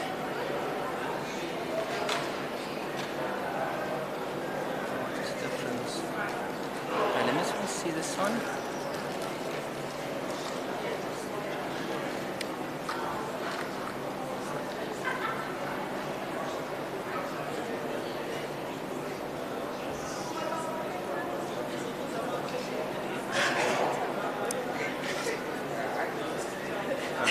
I think it's open. Just check on PowerPoint.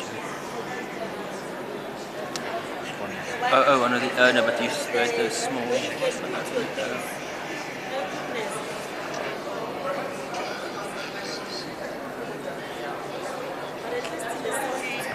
Come on, why is it working? Let's try.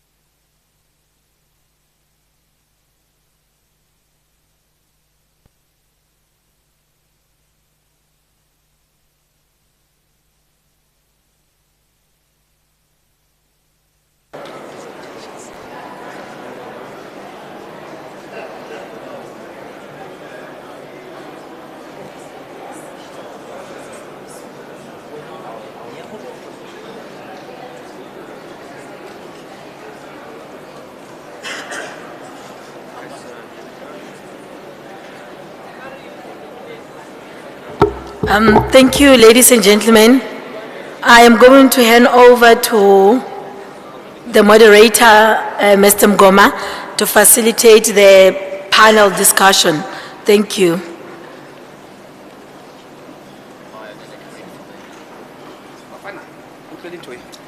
Oh, thank you very much, HOD. Good afternoon, ladies and gentlemen. I'm sure you all eagerly waiting to raise questions or comments or inputs around the presentation of Professor Khalid.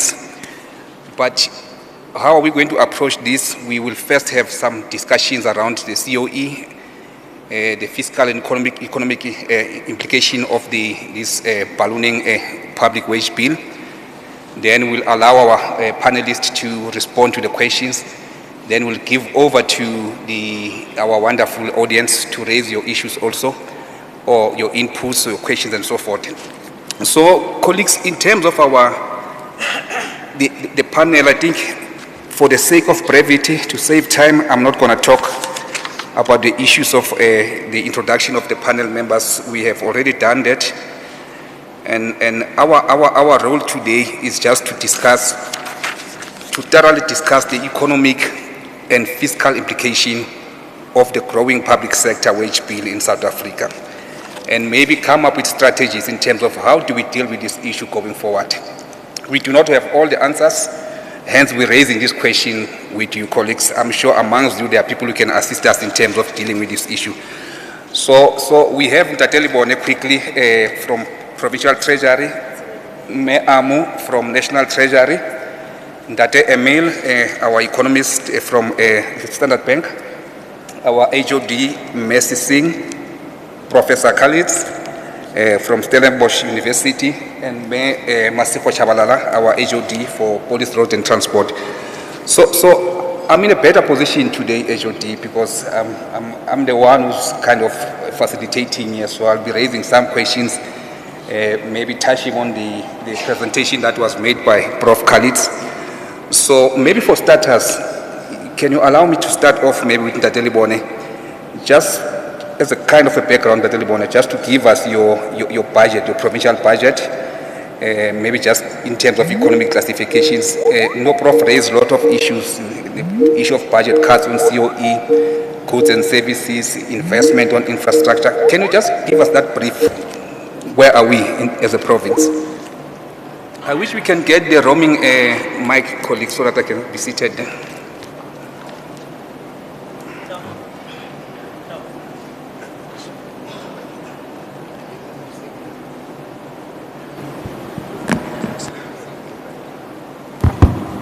No, thank you very much, Mr.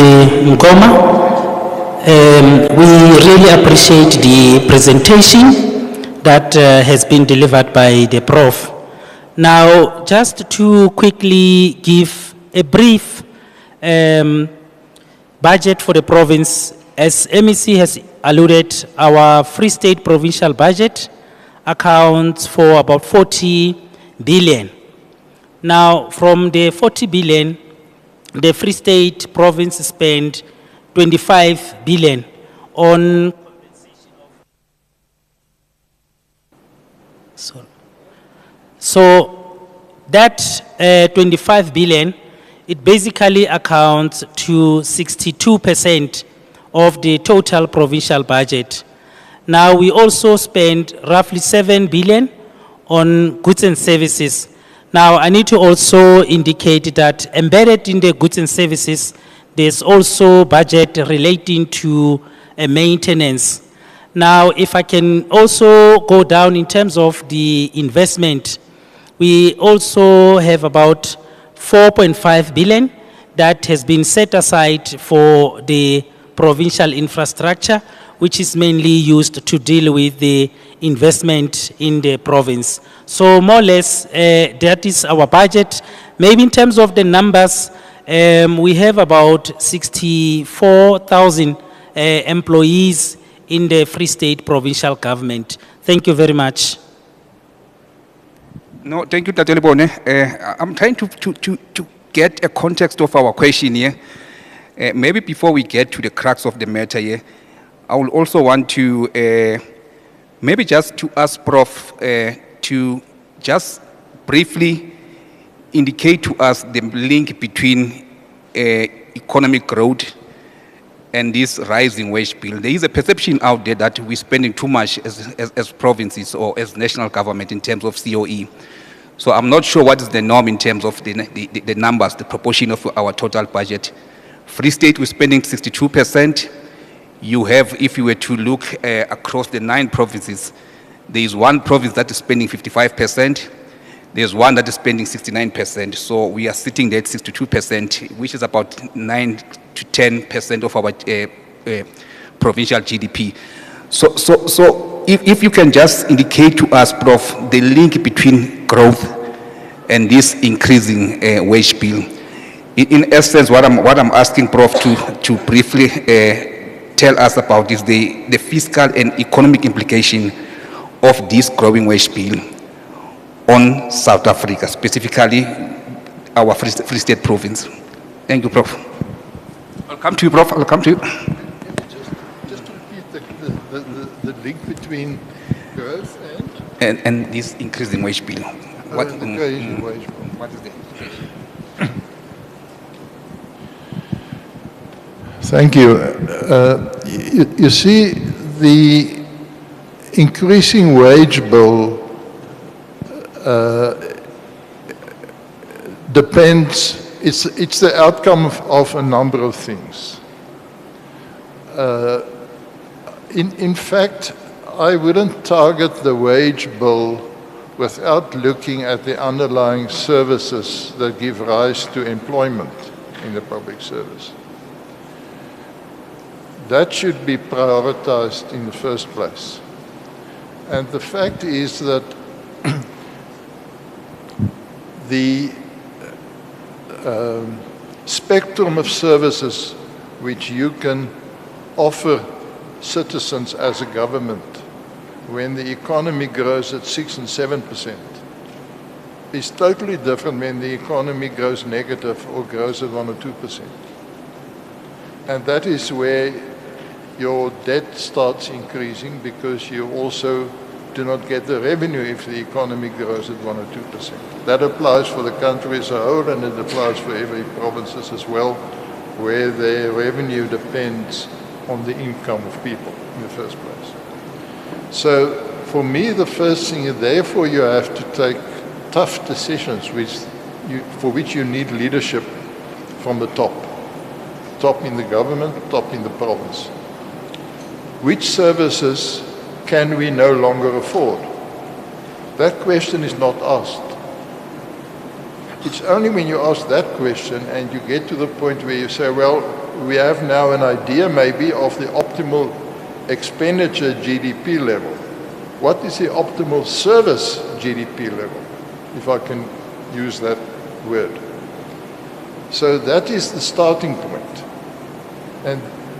And what we now have, and you told me over lunchtime, tea time about this. Now you have an across-the-board cut of the share in the income of provinces nationally, and because it's across the board, it cuts into education in the same way as it cuts into water provision, for instance, which in effect means that the priority or the weight of education in the formula reduces. So government has to take the lead, and then the consequence of that is you will need less people, and of course you have to retrain people to get them fit for a job elsewhere. No, thank you very much, Prof. We have to take, Prof is raising the issue of taking tough decisions as government. Otherwise, if we don't do that, we will end up, Prof, with the COE that keeps on growing, and the end result of that is the collapse in our fiscal framework. So we need really to take tough decisions. So the next point for me, as Prof indicated, some of the risk in terms of the ballooning public sector wage bill, which is first one, the crowding out of goods and services, which relates to your service delivery, investment on infrastructure, and unsustainable, we run the risk of collapsing the whole fiscal framework. So can I just ask maybe HOD, in your view, do you think this proportion of budget that we are spending, the 62% that we're spending on commission of employees, is it sustainable in the long run? And what can be done within the province? Let's just be specific, let's limit ourselves to the province. What can we do to bring down this 62%? Maybe I can indicate to Prof that we have already taken a stance through our HOD that we want to bring this thing down. So the question is it sustainable, and what is it that we need to do as a province? Maybe HOD, if you can share with the audience and the panelists. Thank you very much for that question. Yes, I don't think that 62% towards only COE is sustainable. We do appreciate the fact that we render some services through people like your education and your health. However, spending more on employing such experts as opposed to creating an enabling environment with tools of trade that is conducive enough for them to work, it also does not assist us a lot. And I think one could look at the fact that we have lost a lot of experts outside the province into other provinces where they felt that the working conditions needs to be improved, but we couldn't because the budget for goods and services was limited. So in my view, it's not sustainable. As government, we need to appreciate the role of technology. And while we appreciate the role of technology, reskill our people differently and assist the private sector as well to grow so that it's able to absorb quite a lot of people. However, even within goods and services, there are also level of wastages which could be decreased if we could tighten up our governance systems, if we could look into financial management, improving financial management skills within our government. So that can,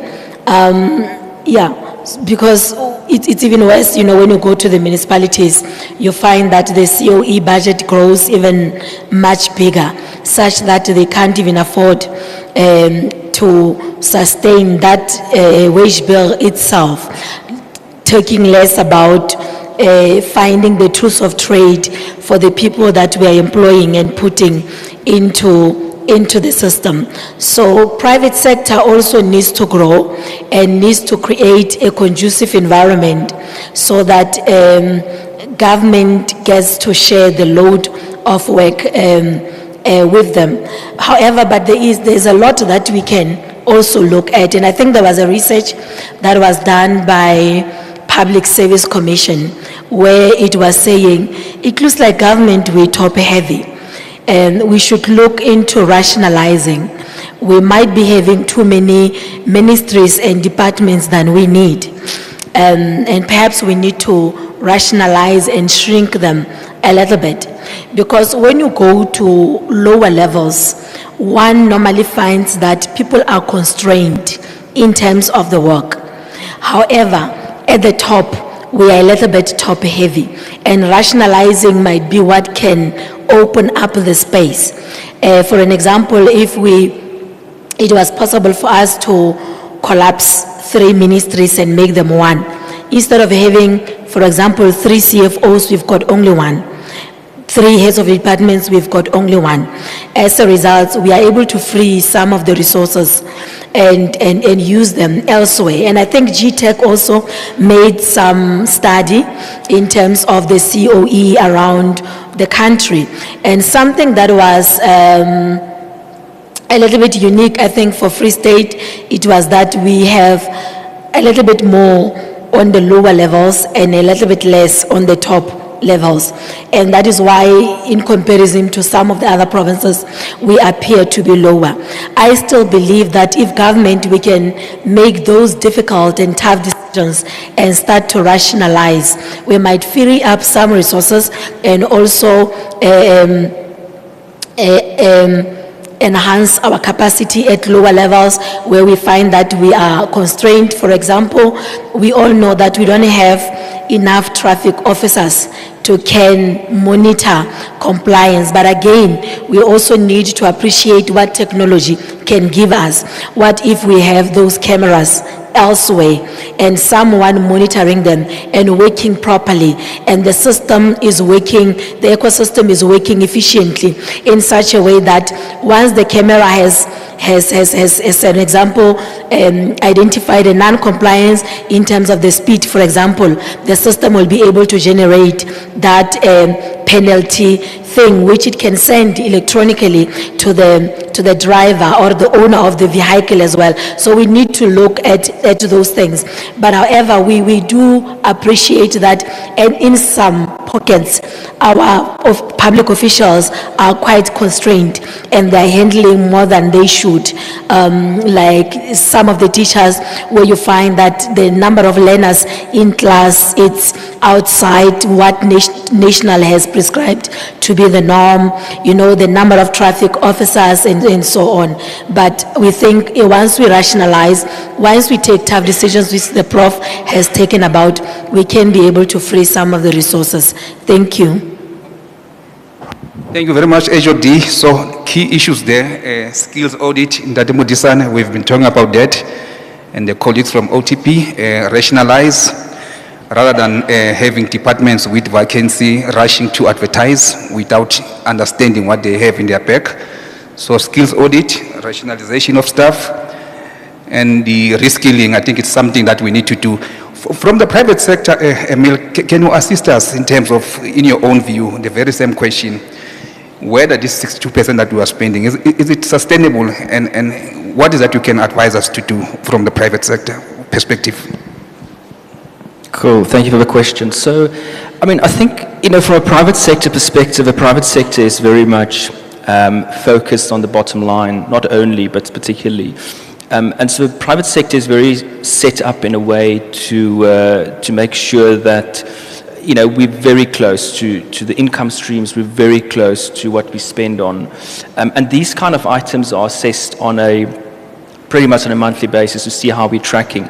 So I think there's quite a bit of discipline when it comes to spending, and you know, frequently we get times where we have to cut back on projects. You know, it's a project that's just not feasible in the current economic environment. So in the private sector, I think, you know, we're very much aware of spending, we're very much aware of the economic environment. I think some of those you know, some of those approaches can certainly help in the public sector. Obviously, there is a difference because in the public sector, it's not only bottom line driven. You also have to look at, you know, various other priorities, and those ones you measure differently than just the bottom line. So I think, you know, you kind of have to keep a balance between the bottom line and sort of other socio-economic priorities. But if you look at some of the other countries in the world, and you look at our current sort of debt levels, particularly the amount that we spend on sort of staff cost, it is quite high internationally. So as an international benchmark, you know, we're not comparing favorably, and that in essence has some sort of you know, repercussion when you're an investor. And you have to decide, where do you want to invest? Do you want to invest in a country with, you know, low debt to GDP, or do you want to invest in a country with, you know, more sustainable debt levels? And so we get that quite frequently, that one of the components that investors look at is sustainable debt. The trajectory of a debt, has it been sort of increasing recently, or is it kind of under control and being managed? So I think these are very important questions, is really to try and understand, you know, to what extent is it sustainable, and to what extent is it conducive to bring on board sort of investors that sort of want to sort of bring money long term into the country. So I think there's lots that can be done. I think there's lots that's already been mentioned. The one obviously is, I think one would certainly need to review current expenditures to understand, are those expenditures still in line with our priorities? I mean, I think we heard frequently even the MEC Brown speaking about overruns. I mean, if we spent 5 years or more for a project that should have been wrapped up earlier on, there's leakages. So I think there's a lot of reviews that one can do on a per project basis to understand whether or not the current expenditure is fit for purpose, whether current expenditure is reaching the right outcome. So I think, one of the first places to start would just be to understand the lay of the land, to really understand sort of the expenditure items, which of those are still relevant and how effective those ones are. I mean, I think, for example, in the private sector, we've had instances where we do take up new projects because we're very much experimental oriented. And so if we think a specific project would solve a customer's need, we're very keen on building a project to solve that need, building a new product. But what we do find is if that specific product is not working, we're quite quick to pivot. So to understand why it's not working, and how do we then bring out a new product or a different product or enhance that product? And these things happen in weekly cycles. And so I think some of those elements can also be used from a budgeting perspective to try and understand are there certain potential projects that we need to pivot.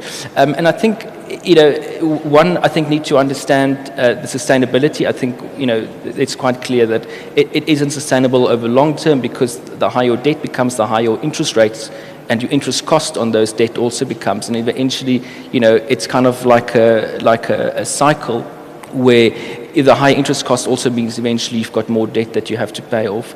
And so, in essence, it isn't sustainable, but I think the focus on really tackling it, understanding the expenditure, understanding where do we change and change quickly, I think is just another key focus area to look at. When I get close to you, you must know it's about time. Thanks, Emil. You know what? I've indicated earlier on that I'm in a fortunate position because I've removed my cap of being a public official. So I want to raise this issue. We agree that 62% is quite high, and it's even worse for that province that is spending 69% of their budget on COE. But in the context of the prevailing conditions, for instance, in terms of unemployment, we're sitting at around close to 34% in terms of unemployment, which affects our youth. Free State specifically, we have about 32.4 in terms of the second quarter 2022. Our poverty level sitting at around 48.9. Our medical aid coverage around 14%. So 86% of our population in the Free State rely on public service. And if you were to go deep under the Choman and look in terms of your economic stats, the sectors, the biggest sector in terms of employment in the province is government. So if we say we cut down that 62%, maybe to 55%, how do you then strike a balance between these indicators that I've just given now, the issue of poverty, unemployment, and so forth?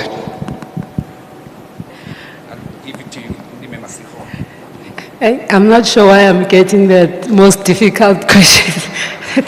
This was a sabotage of the national treasury. For me, Stephen, it all boils down to each and everyone, what they've already mentioned in terms of how we actually look at government expenditure in a whole. I mean, every time when we meet with provinces from the national perspective, we are always talking about expenditure reviews. And I think at this point in government, it hasn't sunk in the importance of that expenditure review. Because if you already mentioned the professor, we're having this discussion, and he also said, no, it's not really about the actual percentage, but it's the composition in that. So, for instance, let's talk about the youth unemployment that you are talking about. Yes, we have 62% of COE, but how much percent of that goes to education? So education takes up a lot of that percentage going to teachers. But at the same time, we are still having a concern with the quality of education. Quality of education translates to the skill set that we have in our country, the job opportunities we will ultimately have, and a lot of other factors, obviously, that you know that are going to contribute to, to economic growth. So let's look at education. For the longest time, people have been raising issues about why government closed up some vocational training and all of those things. Because at some point we believe that all the learners must go to tertiary, must go to a university. And now we are realizing that actually when you look at our system, we actually do need plumbers, we need hairdressers, and because the system, economic growth, according to my studies and research in many countries, is actually not driven by government, but it's driven by small and medium enterprises.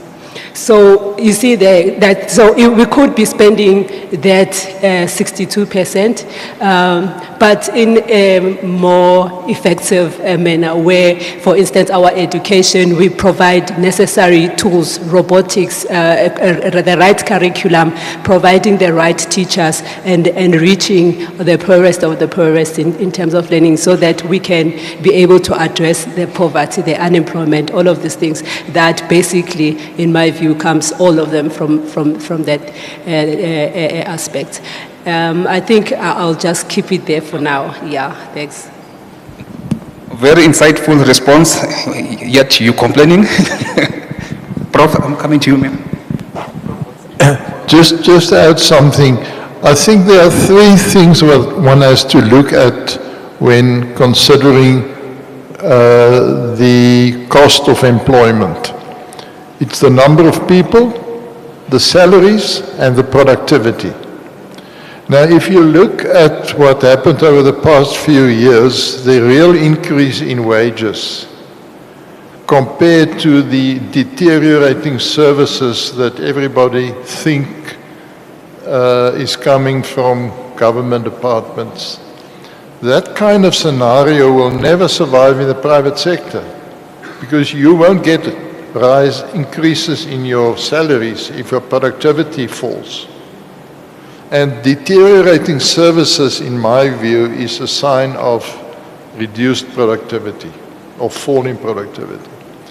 If we look at the composition of employment in the public service and the increase over the past 10, 15 years, the biggest increase, and I'm talking about national and provincial, the biggest increase were in education, in health, in transport, in general administration at provincial and local level. The problem that I have with this reality is that we invest a lot, so to speak, in education and in health.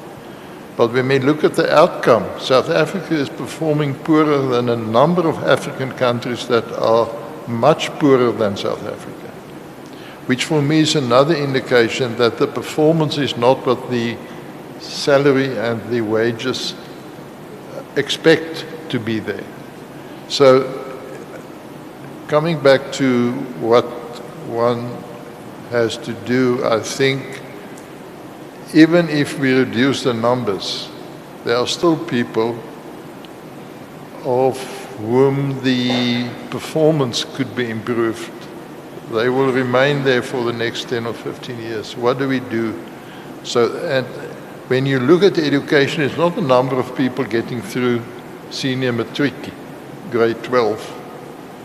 It's the functional literacy of the population that is at stake.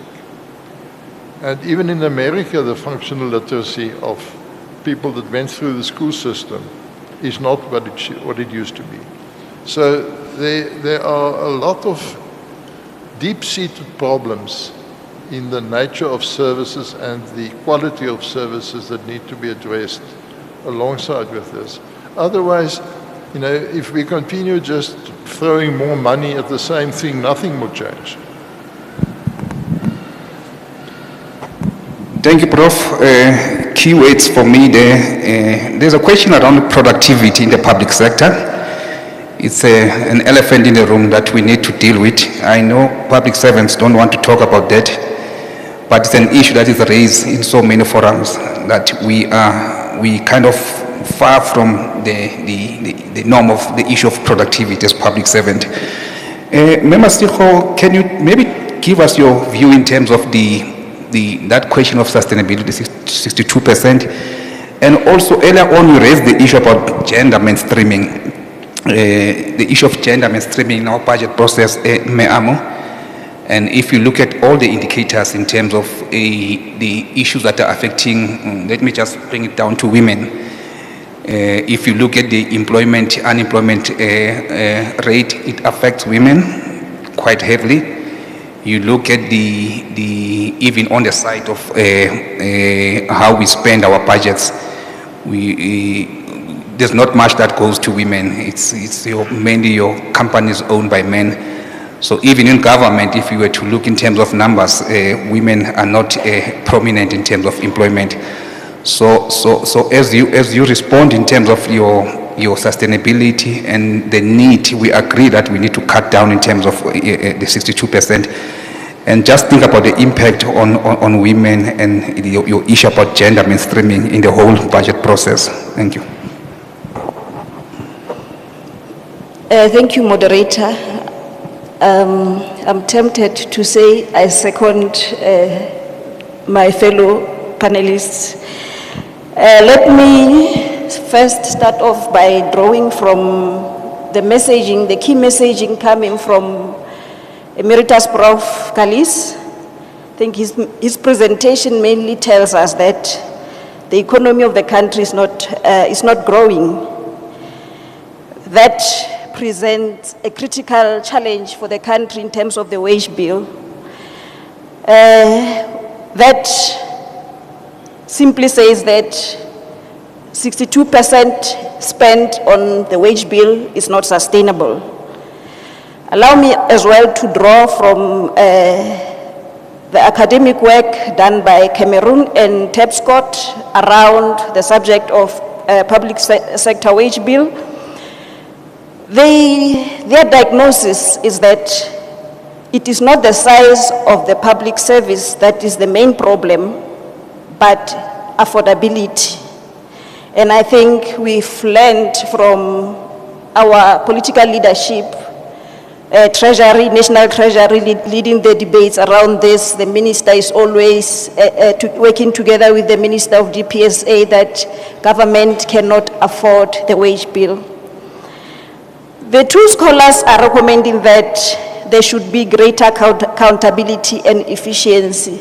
This is what my fellow HOD has emphasized on, and I don't want to repeat the strategies that she has proposed, but mainly to say she's encouraging that let's not keep on absorbing or taking in new people into the system. We need to take into the global picture, look into the agenda of the future of work.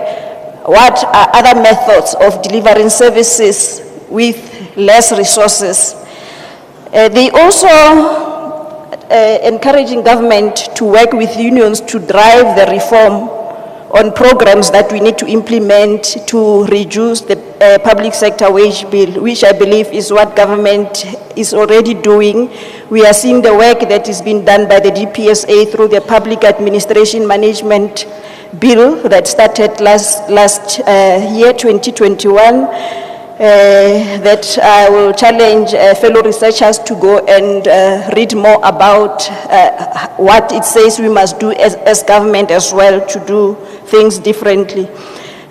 Coming to the issue of gender, let me commend you, moderator, that you actually responding to one of the followers of this colloquium, who is, let me just confirm the name, Ntate Tshepang Mokhokong. It's good to have male feminists in our midst. He's working for the Commission for Gender Equality. He wrote to the MEC this morning that as we deliberate in this colloquium, we should not forget to speak to gender issues. The gender wage gap is currently an issue globally, driven by the World Economic Forum. We have recently received statistics, the Global Gender Gap Index 2022, where it acknowledges that though the world has closed the gender gap by 68%, it still needs all of us 132 years to reach 100% parity.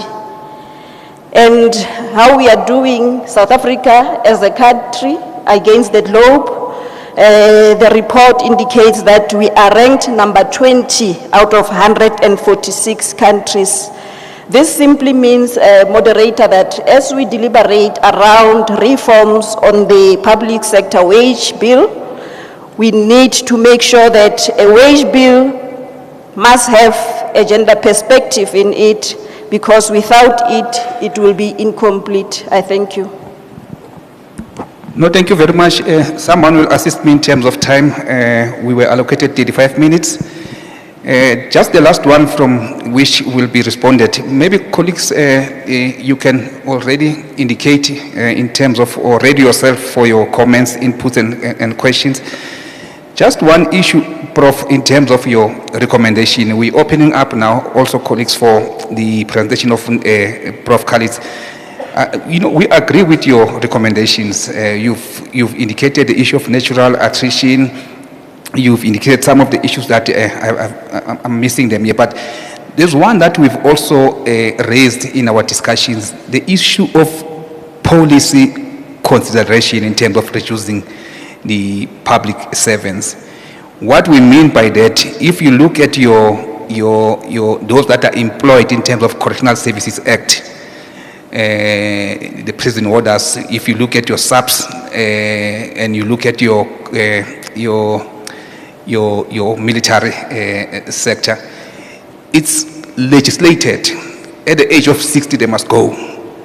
So we are raising this issue that us employed in terms of Public Service Act, we can work until 65.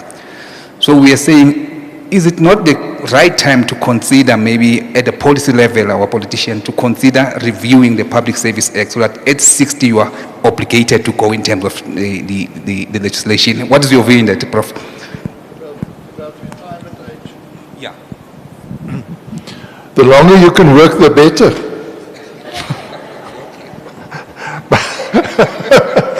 But let me share you with one comic incident. In the old apartheid years, there was a minister that, at that time, the Public Service Commission, as it was called then, decided that public officials must work 15 minutes per day longer to increase their productivity. Huh?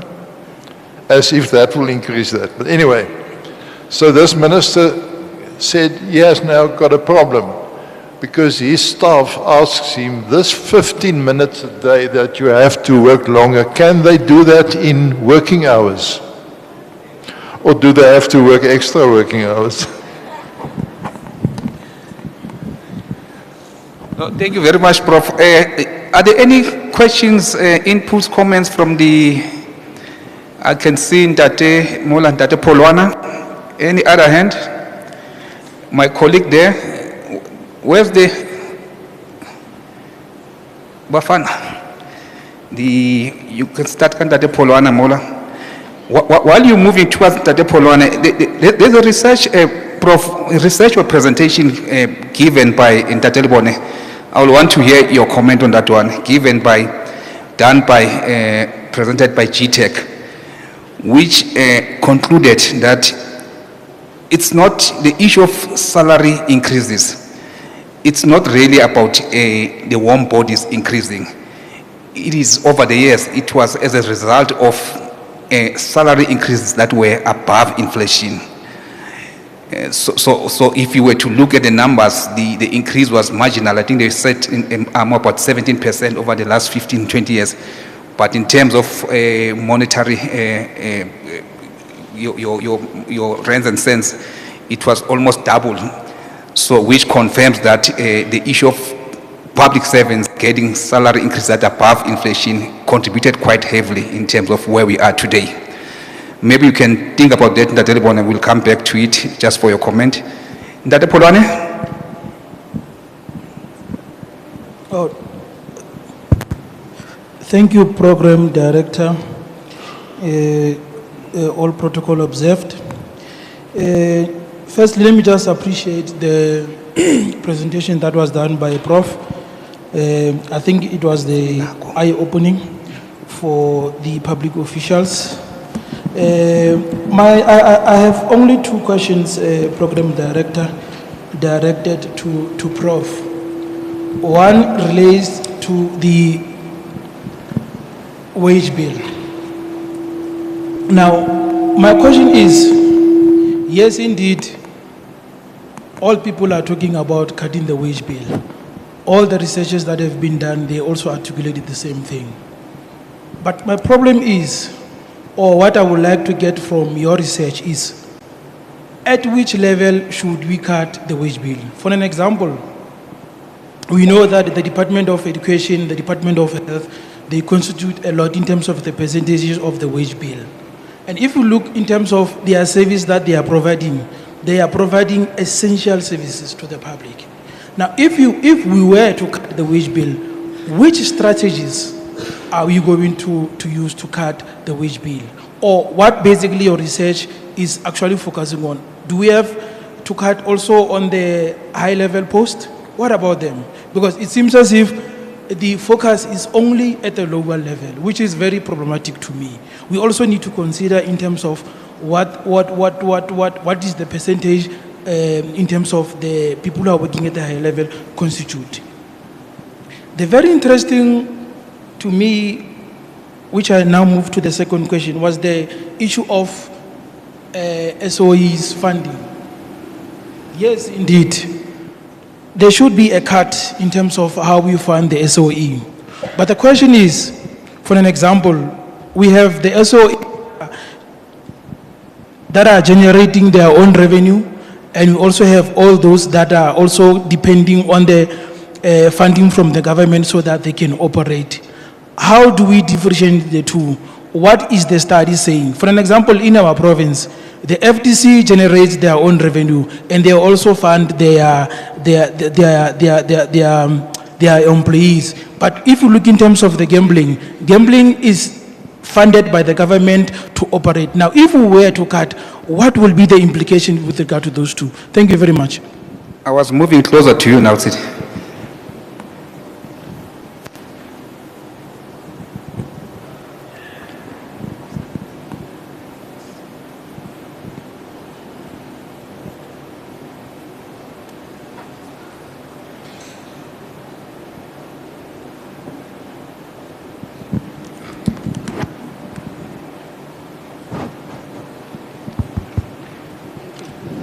Good afternoon, the program director, moderator, and your panelists and the colleagues at large. My name is Constance Ledwaba. I'm from the Office of the Premier. I would like to make comments relating to the feedback given by three of our panelists, our HOD, the professor, and the HOD of Police Roads. Firstly, I wanted to comment on the issues regarding COE and the possible avenues that government can consider in reducing the COE. Firstly, HOD, I wanted to indicate that The current government administration had what we call a macro organization of state, where they tried to lean the portfolios, the ministries in government. And this I'm making to the effect that you are suggesting that the state should also consider merging some of the portfolios. That was done. Maybe it is still not very efficient, or maybe it's not coming out very strongly, but the current administration has had a look into that. I also wanted to comment on the issues of leaning government or trying to merge or, skinning the portfolios further. There are labor implications with some of, what might be recommendations or suggestions in terms of how far we can try to skin or lean government. Government has a priority to try and increase employment in the country.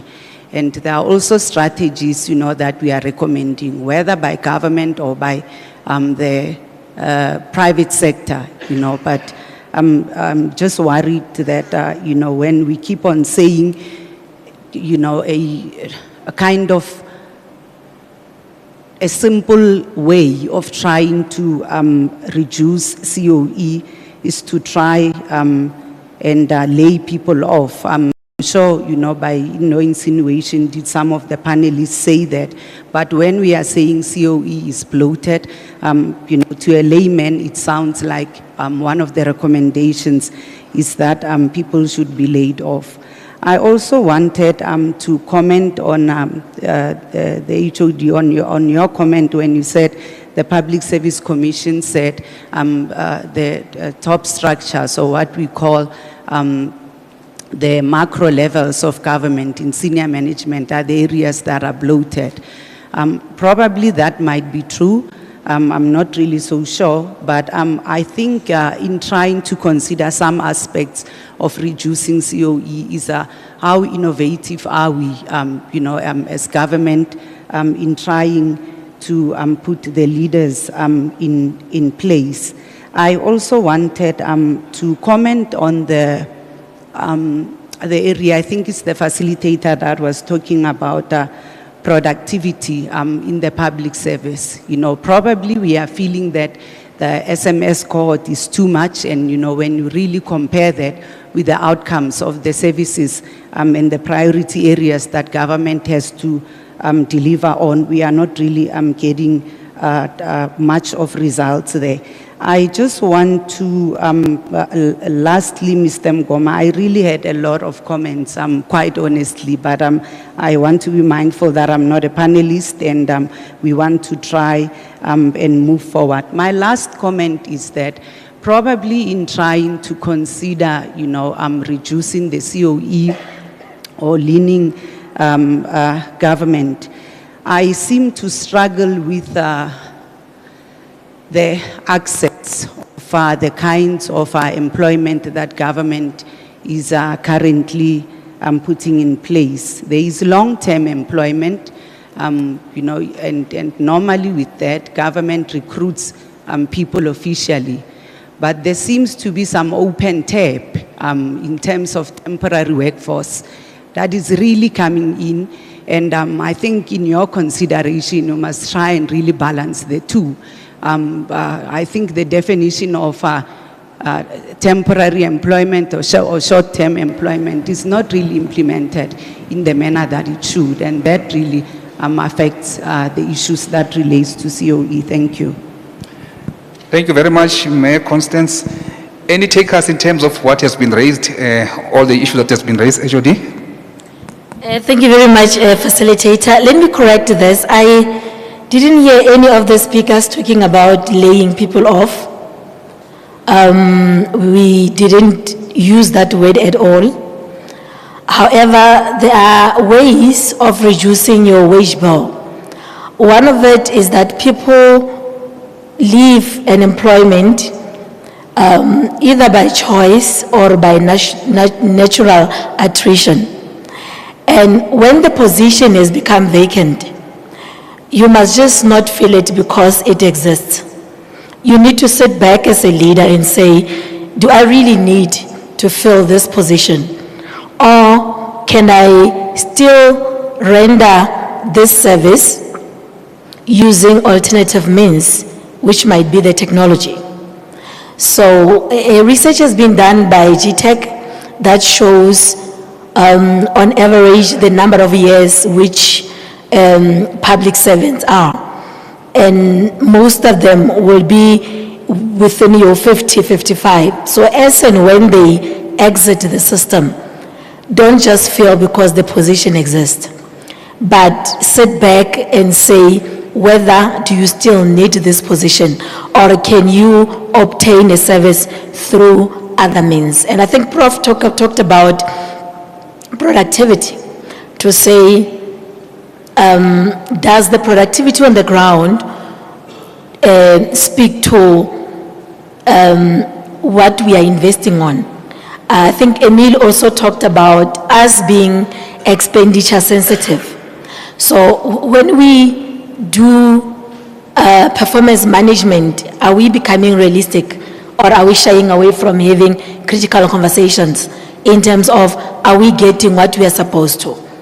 And when people don't want to come on board, what are we doing as public servants?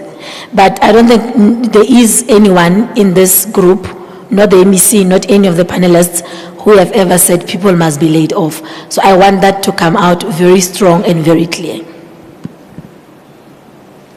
Thank you, HOD. Prof, do you want to respond to the gentleman there? Thank you for those two questions. If you have an opportunity to read our paper, you'll get part of an answer to your first question about how much has the salary bill have to be reduced. I think the figure is 30%, and we obviously don't think you can do that in 1 year. You'll have to gradually phase that in.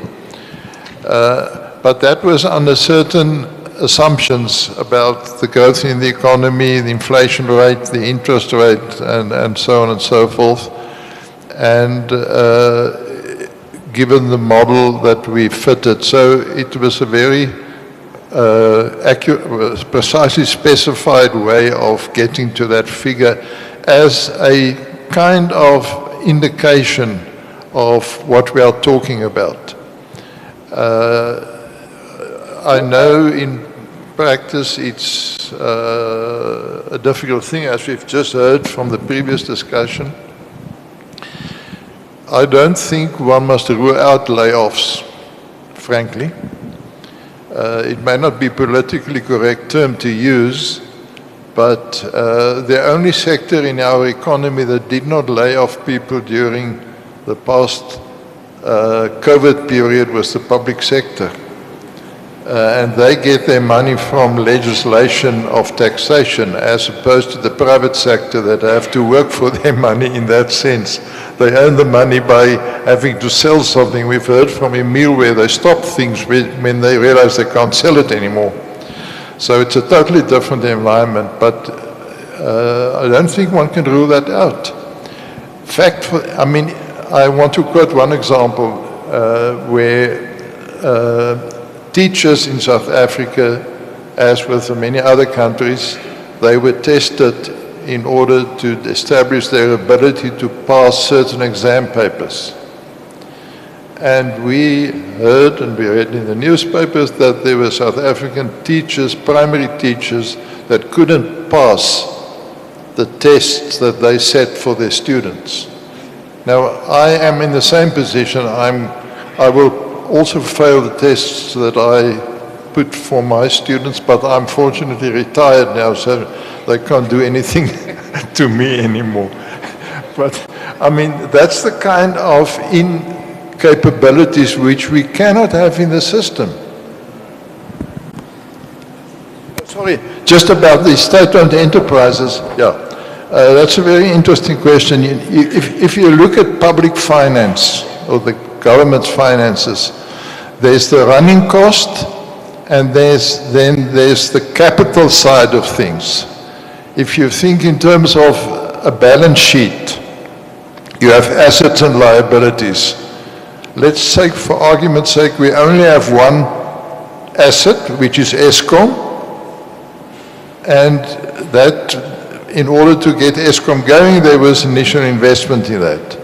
Now, the mismatch that I've developed over time is that the asset is not earning what was expected of it when that investment was made. So we have a non-earning asset in a sense. So the question now, what do you do with that? You can keep on pumping more money into that asset, but if the underlying thing is not working, you will again waste money. Another way of doing it, and I know this is also a curse in certain quarters, sell it. Cut your losses. One of the things that I learned early in life, if you buy something like property and it doesn't work out, get rid of it as soon as possible. Don't throw good money after bad money. And that is my long and short of this. You have to get the public utilities subjected to severe competition. If they are monopolies, you have to look at other ways of making sure that the management is effective, but you cannot continue pumping money into loss-making entities. Agree with that one. A brief one, Emil. Just in terms of the wage bill, I mean, I think Eskom is quite a relevant example at the moment, where if you look at the growth of the staff in Eskom, I mean, obviously that's been increasing by about 30% plus since 2008. But if you look at the actual capacity that they have available, that's actually either down or the same. So it becomes quite difficult to motivate for higher staff complements if we've got load shedding continuously, but we've got more people, and that doesn't seem to solve the problem. I think the other element is, and your question also was around, how high do you go? So if you look at the US, for example, they've only got 15 cabinet members for probably 350 million people. We have more than double that, but we've got 6 times less people. And I think there's 2 consequences. The one obviously is that you create many silos with so many different divisions. So every silo operates sort of independently, and that could inhibit service delivery. The other thing is, if you're able to merge some of these departments, you actually get to leverage off some synergies between different departments, and that could also help you to get more cooperation interdepartmental. So I do think that, and it's been said before in terms of sort of streamlining some of these capabilities, but I mean, that's usually one of the things that in the private sector is very much top of mind. We always review, if we've got a specific team, and we look at the direct reports of this team, is it effective? Do we need to maybe move people around? The last thing is, again, I think in South Africa we've got a very favorable labor market regulatory conditions. So in the US, for example, it's very easy if someone is not performing as expected, that they kind of get to go elsewhere, or are asked to go elsewhere. Like, it's quite simple. In South Africa, it doesn't work like that. So I do think the flexibility is also, to what I think the Prof. Collins was talking about, is also good for productivity, in the sense of, if you've got more competition, if people constantly know that you have to perform every single day to the best of your abilities, otherwise your role is being could potentially go elsewhere. That in essence create quite an incentive for people to always put their best foot forward. I think you kind of want to keep a balance. We don't want to go as far as the US. It might be helping the productivity, but I do think we need to kind of keep a balance from our own regulatory environment, where our labor laws, I think, are sometimes holding back a lot of what progress we possibly could look at. Thank you, Emil. Someone is pushing me behind here, so I'm sorry for that. I think we've done well my panel members, we've kind of killed two birds with one stone. We were afforded 35 minutes for our own discussion, but we've also attended to the presentation of Prof. Khalid, so we've done them in about 45 minutes, all of them. We started at 1:15, I think it's 1 o'clock now.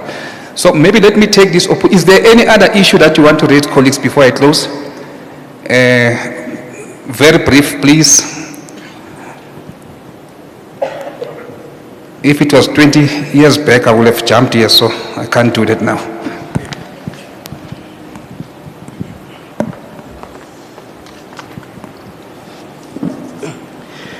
Thank you, Ntatenkom. I just want to get clarity from Prof on two issues.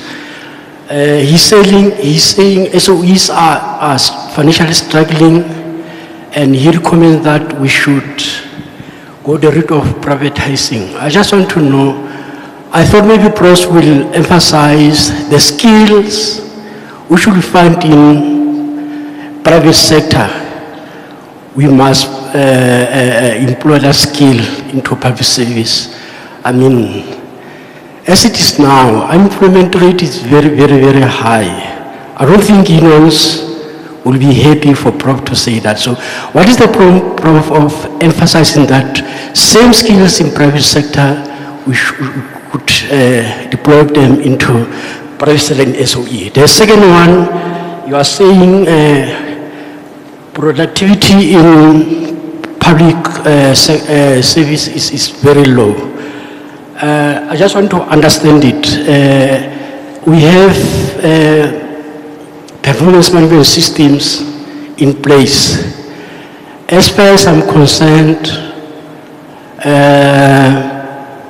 in terms of appraisals, public service is performing. I mean, if there's non-performance, there are measures where I can go to training. If you fail, you can go out of the system. So I'm saying, how do we say people are performing in terms of appraisals?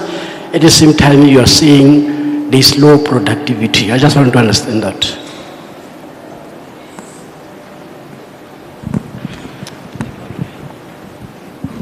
You see, what applies to the total doesn't necessarily apply to the individual. We know that. So these are very aggregate impressions that one gets by just saying, how can we say productivity in total has increased if real wages increase, but the services deteriorate? So that's the overarching observation. But when it comes to the individual, it is important that you are able to measure that correctly. I've used to be in the public service myself, and some of those goals that people are supposed to achieve are just not measurable. And you have to be more specific about the targets that people have to meet. Now, some of these targets are not as clear as you will find in a private business, I agree. But, and some of those targets depend on what other people in the group do as well. So it's difficult to then pinpoint who's productive and who's not, because there are always free riders in these games. I know that as well. But what I do say is that there has to be some measurement, and that there has to be a regular meeting between managers and their staff, and they must tell them where they are not performing according to expectations. The temptation is always to give everybody a 6 or a 7 or a 2 or a 3 if 3 is the top score. That doesn't help very much. You have to be able to differentiate between people. It's hard, but that's what you paid for as a manager.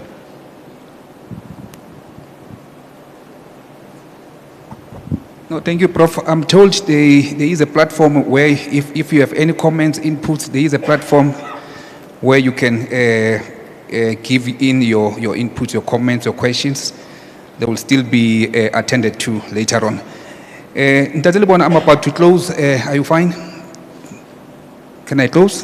Do you want to comment on that issue? Just for a second. Oh, no, thank you very much, moderator. I think you asked about the salary increases. I just want to give it a context in terms of the numbers, specifically for Free State. If you look at the Free State, initially we had about 65,000 employees. Now, when you project it forward, you would notice that there would still be a decline in terms of the numbers. For an example, we are sitting at 64 relative to 65 in the previous financial year.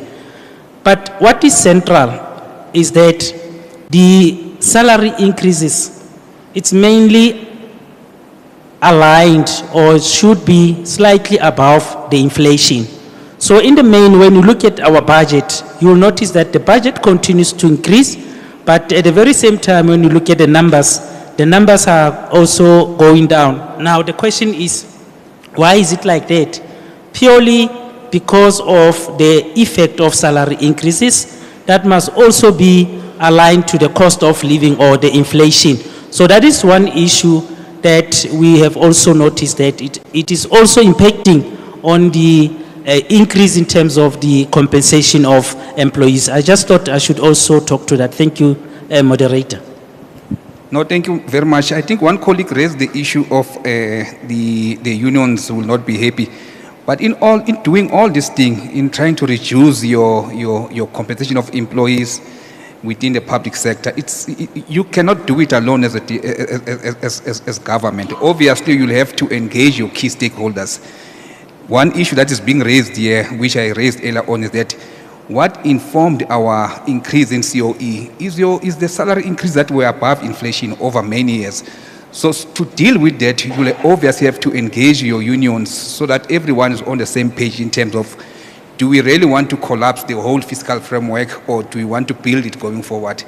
Otherwise, if we cannot find each other in terms of those issues, I'm wondering, I shudder to think what is that we'll be leaving behind for our kids.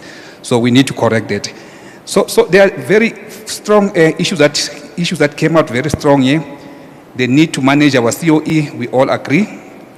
We need to do something so that we can unlock funds for key service delivery. The issue of rationalization of staff across departments. If you are in a province, we are employed by one government. Nothing stops my employer to take me to another department. That can be done. The issue of assistance to SOEs, Prof, I think it's one issue that is being discussed and agreed across the forum that we are attending at national and provincial level. The issue of the ceiling to our government debt, your debt GDP ratio, which is above 70%, it must come down. Somewhere we are around 25% many years back, so we need to bring it down at least to those levels. The issue of technology, we agree, MEC, HOD, that we need to use technology in terms of improving our service delivery. We need to be innovative in how we do our work as government. And the last thing, colleagues and my panel here, my esteemed panel, is to indicate to you that this was not just a talk show.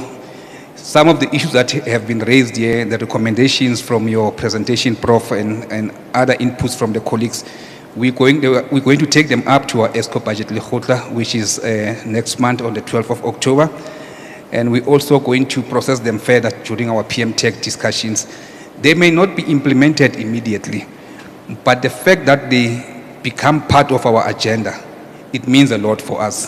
Once we start discussing this thing, it means we are all awake, kind of sensitive to the issue of COE that is a big risk for government finances.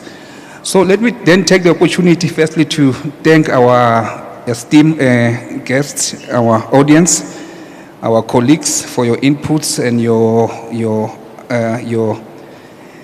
involvement in the discussions, and thank my esteemed panelists, Ndatelebone, Me'amo, Emil, HOD, Prof. Khalid. We really value your inputs. We will go through the paper and make sure that we do justice in terms of what we have given as recommendations. Mema Sekho Shabala, thank you very much. we think we've come to an end. Thank you very much.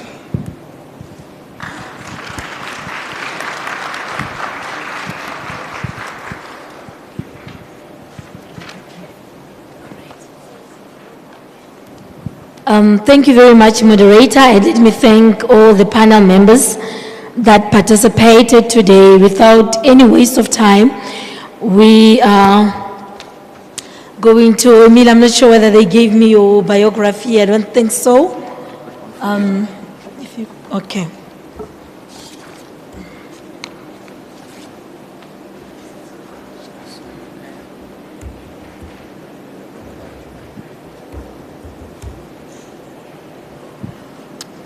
The panel may remain seated if they don't mind. They may remain seated on this front seats unless it's, yeah. Don't want to be the only one sitting here. Has it picked up yet? No, it's not picking up. No. Just unplug it and plug it back in. I'm going to try this one. No, it's not going to work there.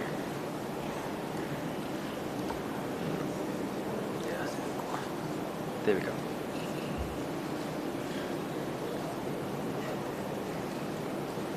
So,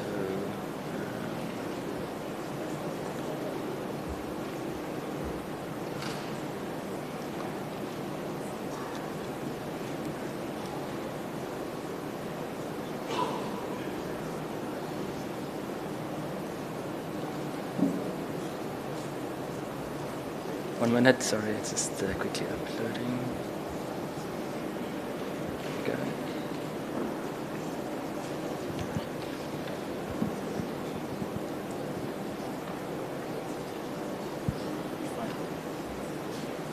Yeah, just quickly opening. Just the thing so long. Can you just expand it so long so that she can introduce you others? Yes, let's make it this thing.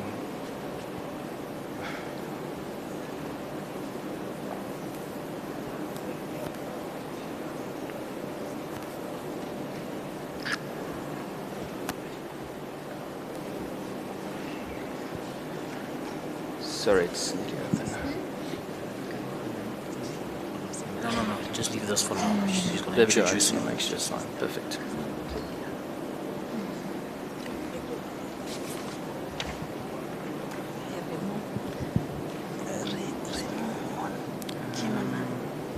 There we go. Let's just be to there. Professor. Okay. Thank you very much. Ladies and gentlemen, Emile du Plessis is a senior economist at Standard Bank with over 11 years of experience in the financial services industry, covering unique international thematic research, investment strategies, global markets, performance, and econometric forecasting. Emile is a regular speaker at executive meetings, industry forums, and radio programs. He previously served as board member at the Bureau of Market Research. His economic forecast on international fixed income securities, capital markets, equity, commodity prices, currency, inflation, and domestic production are published weekly by Bloomberg and Reuters. Emile won the 2019 Refinitiv Star Mine Award for most accurate forecasting in Reuters polls. His econometric models of a bank's credit exposure are utilized in fulfilling the regulatory requirement of International Financial Reporting Standards 9. Emile established and leads an applied behavioral economics capability across 15 African countries. It includes a first-of-its-kind mastery program focused on future skills development that equips staff to operate in the fourth industrial revolution. Emile is currently completing his PhD in economics, not here in South Africa, but in Germany.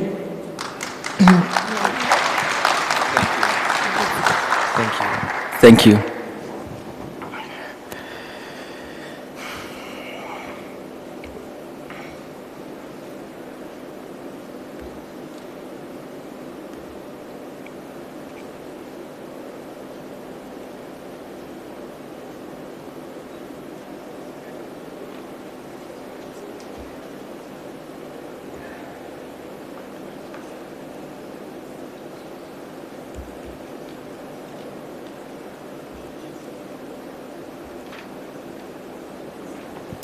Okay, great. So, good day, everyone. Obviously, great to be here with you. Always good to be back here in Bloemfontein. So, yeah, thanks for the introduction. I think what I really would like to get out is maybe for us to use some of this next few minutes to talk about the current budget. So, if you look, for example, at the Free State budget, it gives us an indication of sort of where the focus areas currently are. It also gives us a view of what are the current budgetary activities that's expected to be taking place, and specifically zooming into three things. The first one is how it impacts on economic growth, how some of these activities impact on job creation, and then the last one, how it impacts in terms of narrowing income inequality. So, I think the MEC earlier today really spoke about the need for sort of a sustainable budgetary position. How do we use the budget to ensure that we've got the right implementation, that we make sure that we also are able to create socio-economic development in the province. So what I just want to start off with is just to paint the picture of the current realities in the Free State when it comes to GDP and when it comes to employment growth, and then look at the budget in a little bit more detail to try and understand how the budget is then going towards supporting some of these specific challenges that we're facing not only in the province but nationally. So firstly, if we look at, for example, the Free State GDP growth, this is the South African growth in blue and the Free State GDP in orange. And this is over a period of 25 years. And the interesting thing is, for most, at least since about 2002, around about there, the Free State economy has mostly been tracking the national economy. I think this is quite understandable because a lot of the demand for Free State products also come from other provinces. Specifically highlighted are the two recessions, and these two recessions that we experienced in the province both were sort of part of global activities. The first one was the 2009 global financial crisis, and then we had more recently the COVID-19 pandemic in 2020. So the growth rate in the province dropped by about 7.1%, and then last year we had a rebound of about 3.7%. For this year, we expect about a 1% growth, and then again, more or less the same number for next year. In terms of the sectoral view of where the growth is coming from, so if we zoom into the three largest sectors in the Free State province from a growth perspective, these are firstly, as one can expect, community services. So community services is mostly made up of government services, but it also includes personal services. We've got finance, which is your finance, insurance, professional business services, legal, accounting, for example. And then we've got trade, which is your wholesale trade, retail trade, restaurants and hotels. And for the next year, we anticipate quite high growth, or at least relative to the average for the finance and professional business sector, as well as for transport. Some rebound coming in the construction sector, although the construction sector is mostly because of base effects, not necessarily a sustainable recovery. The traditional backbone of a province has always been agriculture, and agriculture remains quite a solid sector. So yellow maize is one example of where we've seen quite high price increases coming through, about 26% the last 12 months. And this followed about another 33% growth the previous 12 months. Now, it's got two implications. The one obviously is from a producer perspective, because these are based on international commodity prices, there is some benefit. But then from obviously a consumer perspective, it also means consumers are coming under some pressure from a food price perspective. If we just break down the agricultural produce, about 67% of what's produced in the province, is agricultural income from a province is your field crops. Animal crops about another 30%, and then the bulk, or the last 3%, is made up of horticulture, your fruit and nuts and vegetables. Now, what is quite interesting, if you just zoom into the agricultural space, over the last 4 decades, all of these subcomponents have been increasing. And I think this talks about two things. On the one hand, it talks about increased productivity that we're starting to see coming through from the agricultural sector, but on the other hand, we also see more land being made available for agricultural activities. In terms of what the province exports, so about 26%, the bulk of what the province export is predominantly manufactured food products. We've got about metal products on 16%, and then transport equipment also on about 16%, fuel on about 13%, and agriculture on 9%. Now, when we look at the budget specifically, there's the components from a special economic zone perspective and an industrial park perspective. These are quite important because they play quite a key role in terms of servicing particularly this export market with manufactured goods. And so, investing in some of these industrial parks and special economic zones certainly also help further encourage more manufacturing and also growth to the export market. So I think we spoke quite a bit today about employment in general. And so this basically is a breakdown of the categories of employment in the province. And as you can see, over 25 years of employment developments, there's been a shift from your primary sector more towards your secondary sector and your tertiary sector. So for example, in 1996, agriculture made up about 19% of employment in the province, and this is half to about 10%. So relatively, in absolute terms, less people employed in the agricultural space. If we also look at, for example, in 1996, there were 115,000 workers in the mining industry. Of all the sectors, that's dropped the most. That's dropped to about 46,000 by 2021. Manufacturing has had its ups and downs during this period of time. And then if we look at the rest of the sectors, they all have been increasing from an employment perspective if we use 2019 as a benchmark, because obviously 2020 and 2021 we had quite a rough COVID period. So if we look at, for example, your electricity and water employment from 1996 to 2019, that grew by about 65%, more people employed in electricity and water. Construction was up by about 10%. Very strong growth coming through in your retail and wholesale trade, about 82%, so nearly doubling over a period of time. Transport is up by about 33%, and finance, professional business services up by 35%. Another big growth, and I think we spoke about that today, is your community services. So your community services sector, 2/3 makes up your government services, and 1/3 makes up personal services. So personal services, for example, would be a hairdresser. Someone doing, for example, nails and those kind of things, as an example. So community services increased by about 58%. So very strong growth we've started to see coming through in the community services sector as well over this time. And I think the questions then become around, sustainability thereof. Another element I just also want to briefly touch on is your income inequality. So if we look at the Free State province, these two graphs basically illustrate firstly the unemployment rate, and then secondly the Gini coefficient for the Free State province. So it's quite clear that there is a link between income inequality and unemployment, as one can expect. Someone that's not employed or not earning income or not earning income consistently. So that automatically creates a gap in terms of income equality.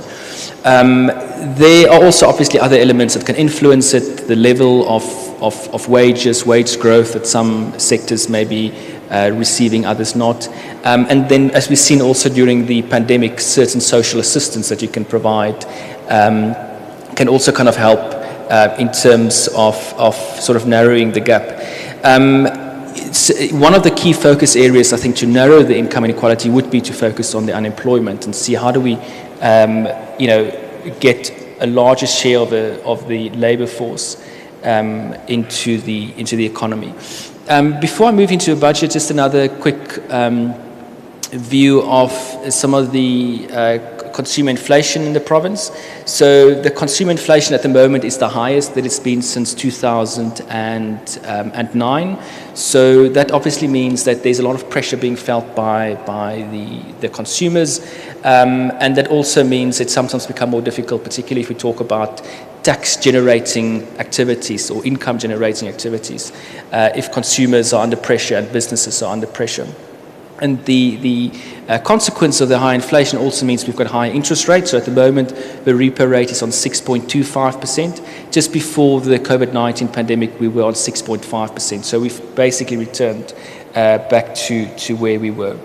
So if we look at it from an international competitiveness perspective, and I think these are really key, important focus areas that the country holistically can look at, in order to create a rising tide that will lift all boats.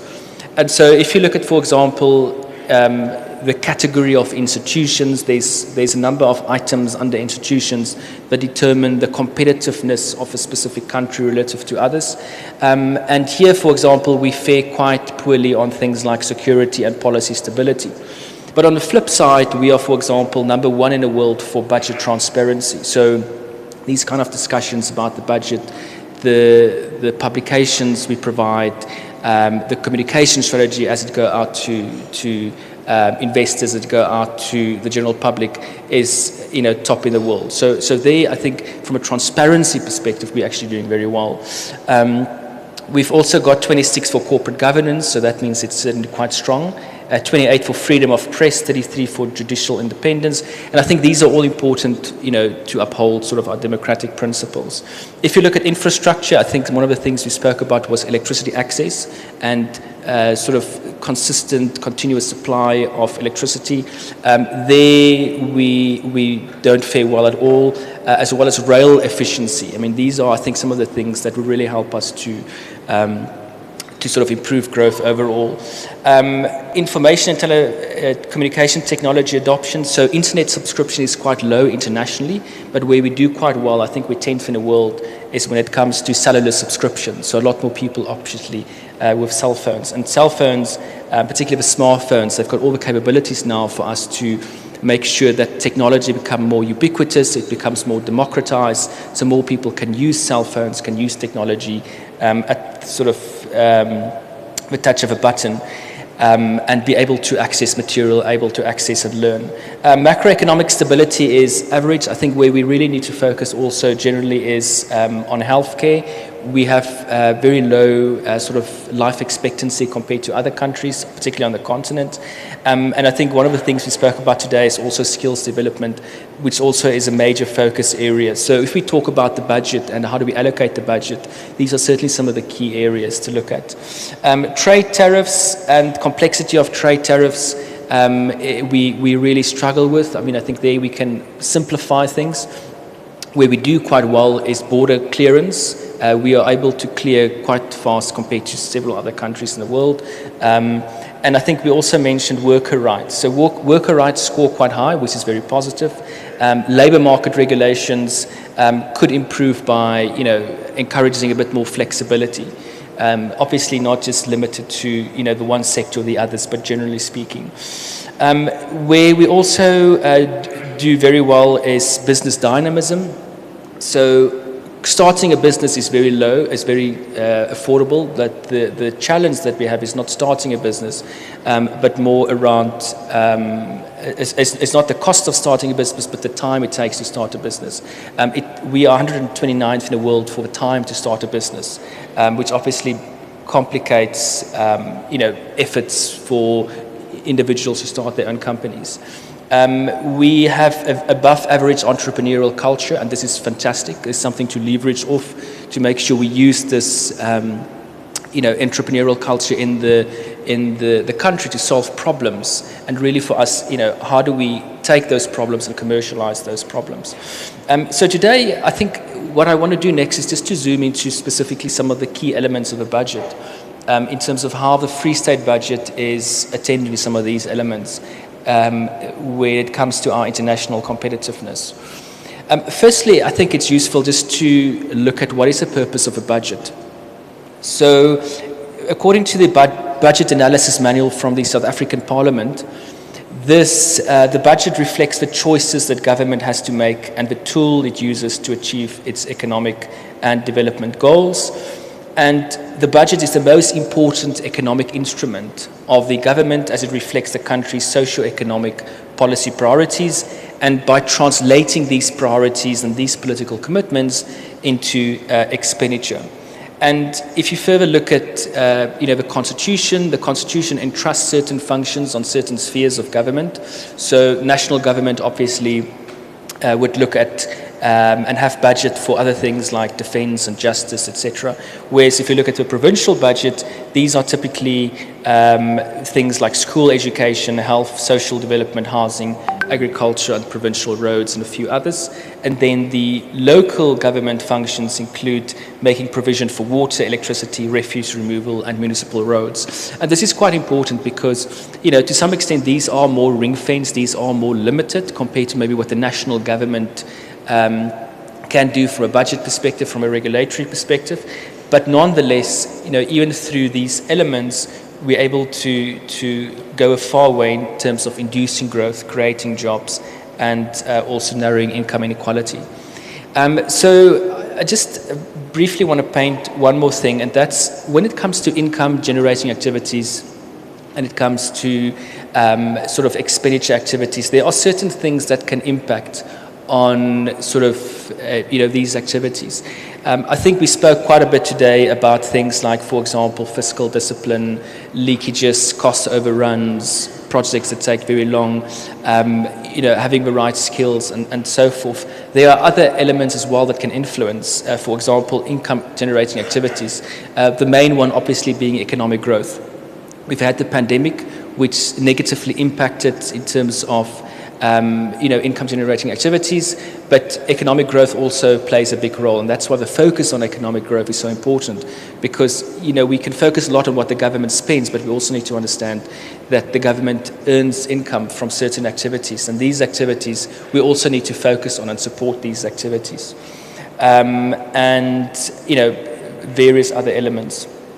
So if we look at the Free State Provincial Growth and Development Strategy, the following programs are being given attention to. So supporting infrastructure projects to be delivered on time and budget, procuring from local businesses, supporting SMEs and cooperatives owned by Africans in particular, women, youth and disabled people, agricultural support, tourism support, improving and supporting e-government and e-learning. And if you look at, for example, just some of the research on the importance of small and medium business development, particularly we've seen how agriculture continues to be quite a strong sector in the Free State economy, and we also had a look at tourism in terms of its large share of trade services.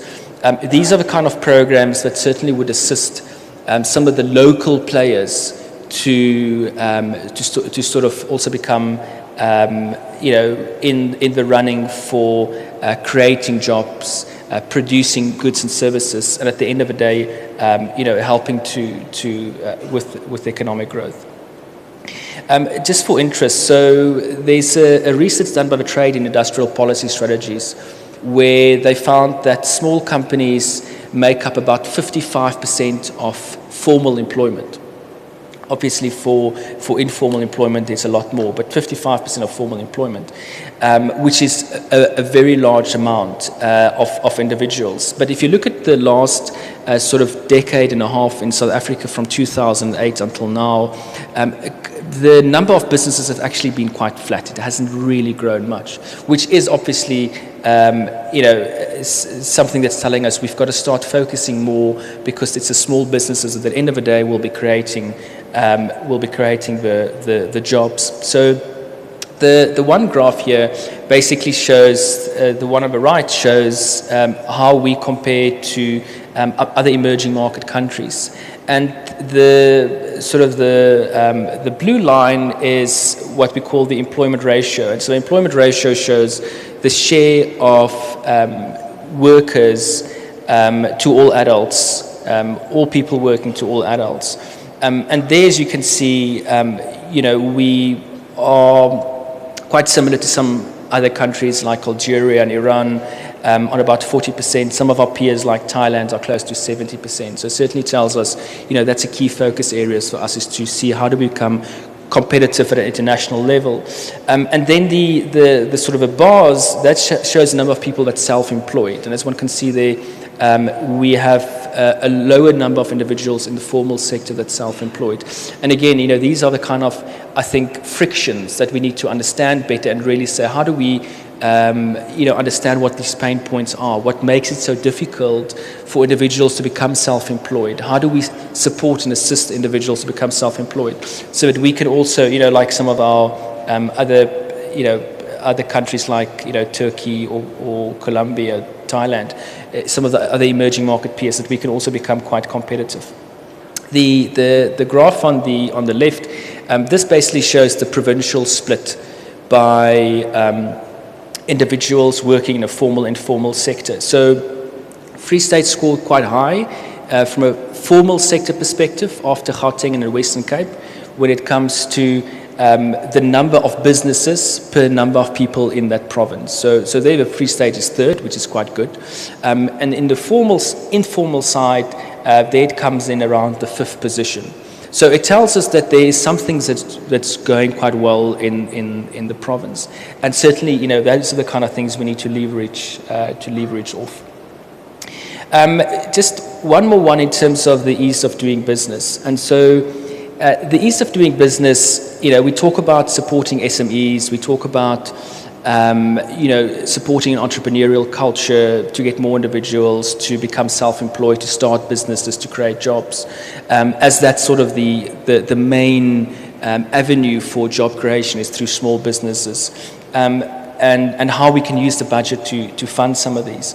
And so the ease of doing business, this includes starting a business, getting a location, accessing finance, dealing with operations, operating in a secure environment. So South Africa is fifth on the continent.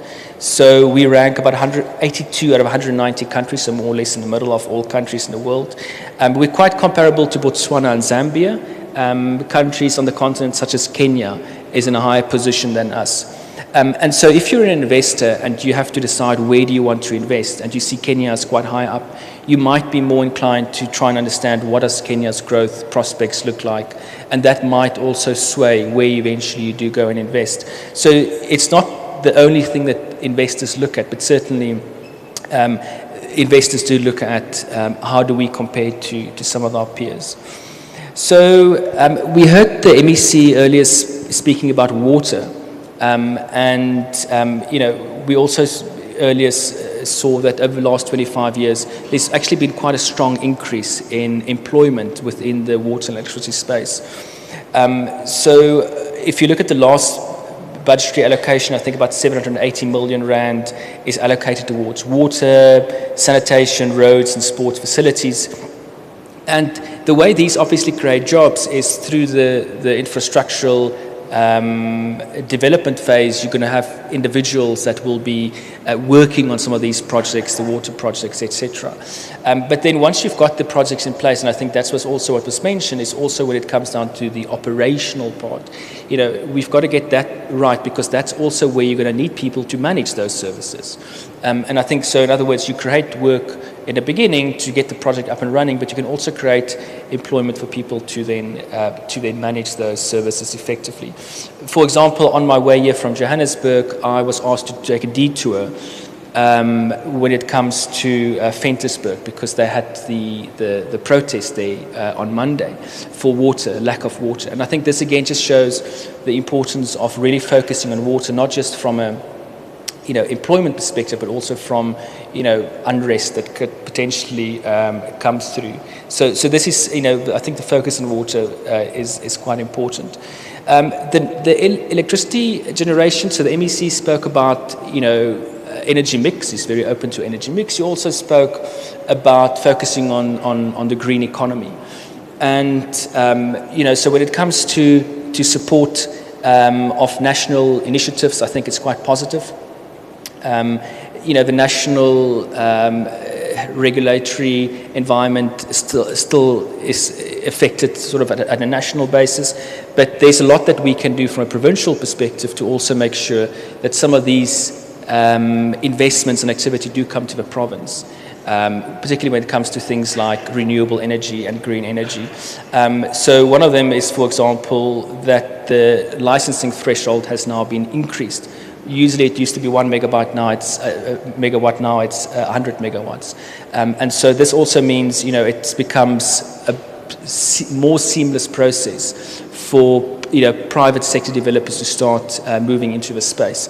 And it's really around how do we not only support it, but attract some of these activities also to the province, particularly around renewable energy.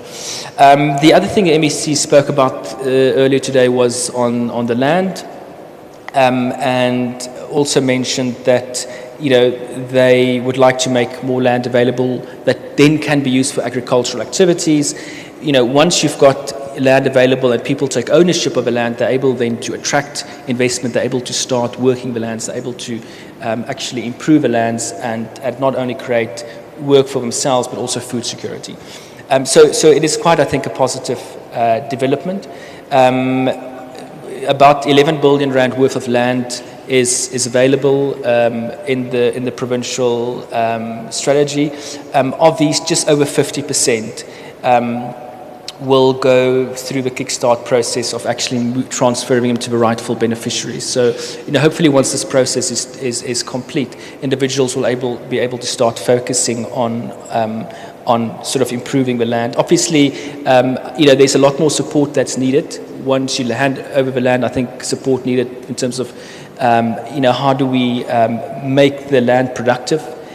So it's not, I think, a handover completely, but I think this is certainly the start of an important process to address food security and employment.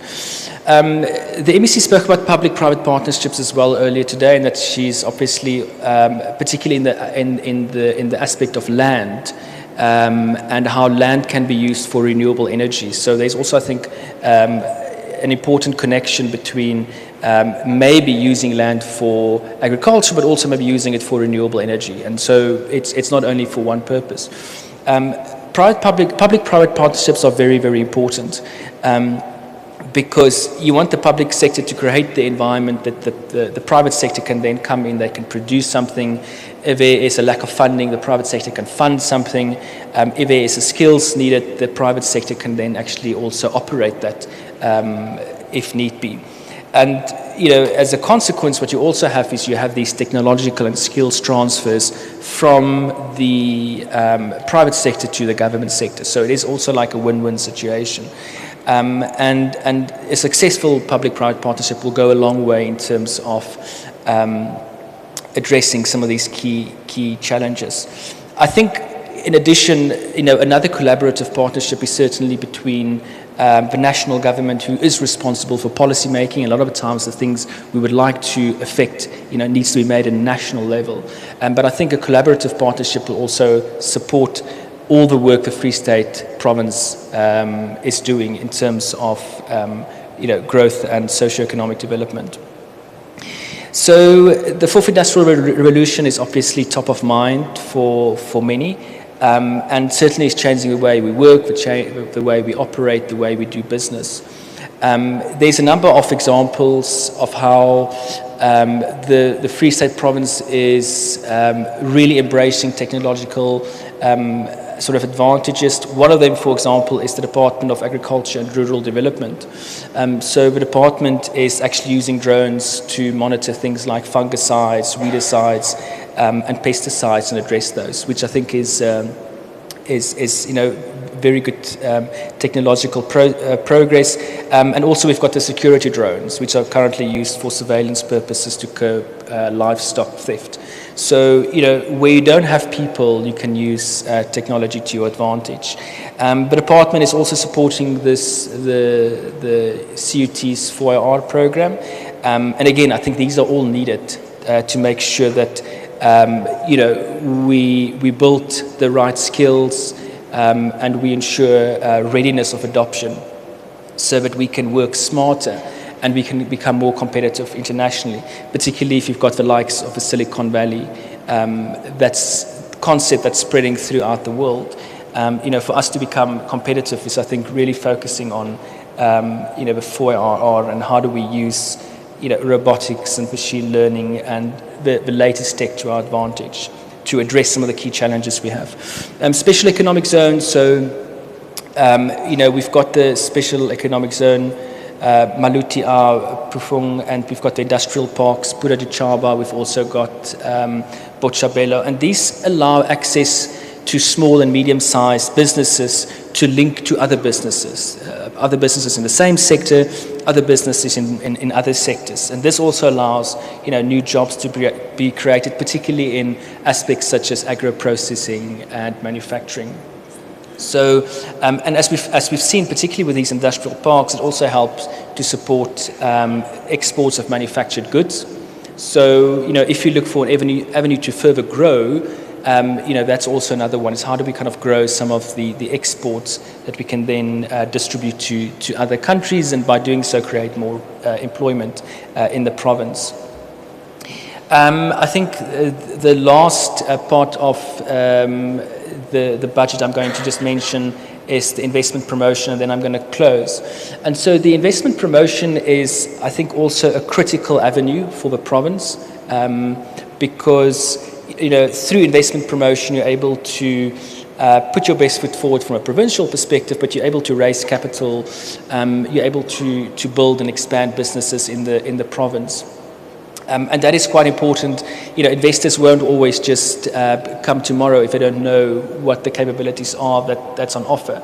And so there are, for example, conditional grants being allocated to some of the districts and to the metro. And some of these, I think there's quite a large amount of conditional grants that's being allocated, and these will go for things like logistics and freight corridors, supporting tourism, supporting key industries, agriculture, mining, construction, transport. So I think these are also quite important. And when we talk about what the funds are going on, I think that's the detail that one needs to focus on, because that eventually is going to determine, is this going to be in line with economic growth and job creation sustainably. So, through this, we're able to create an enabling environment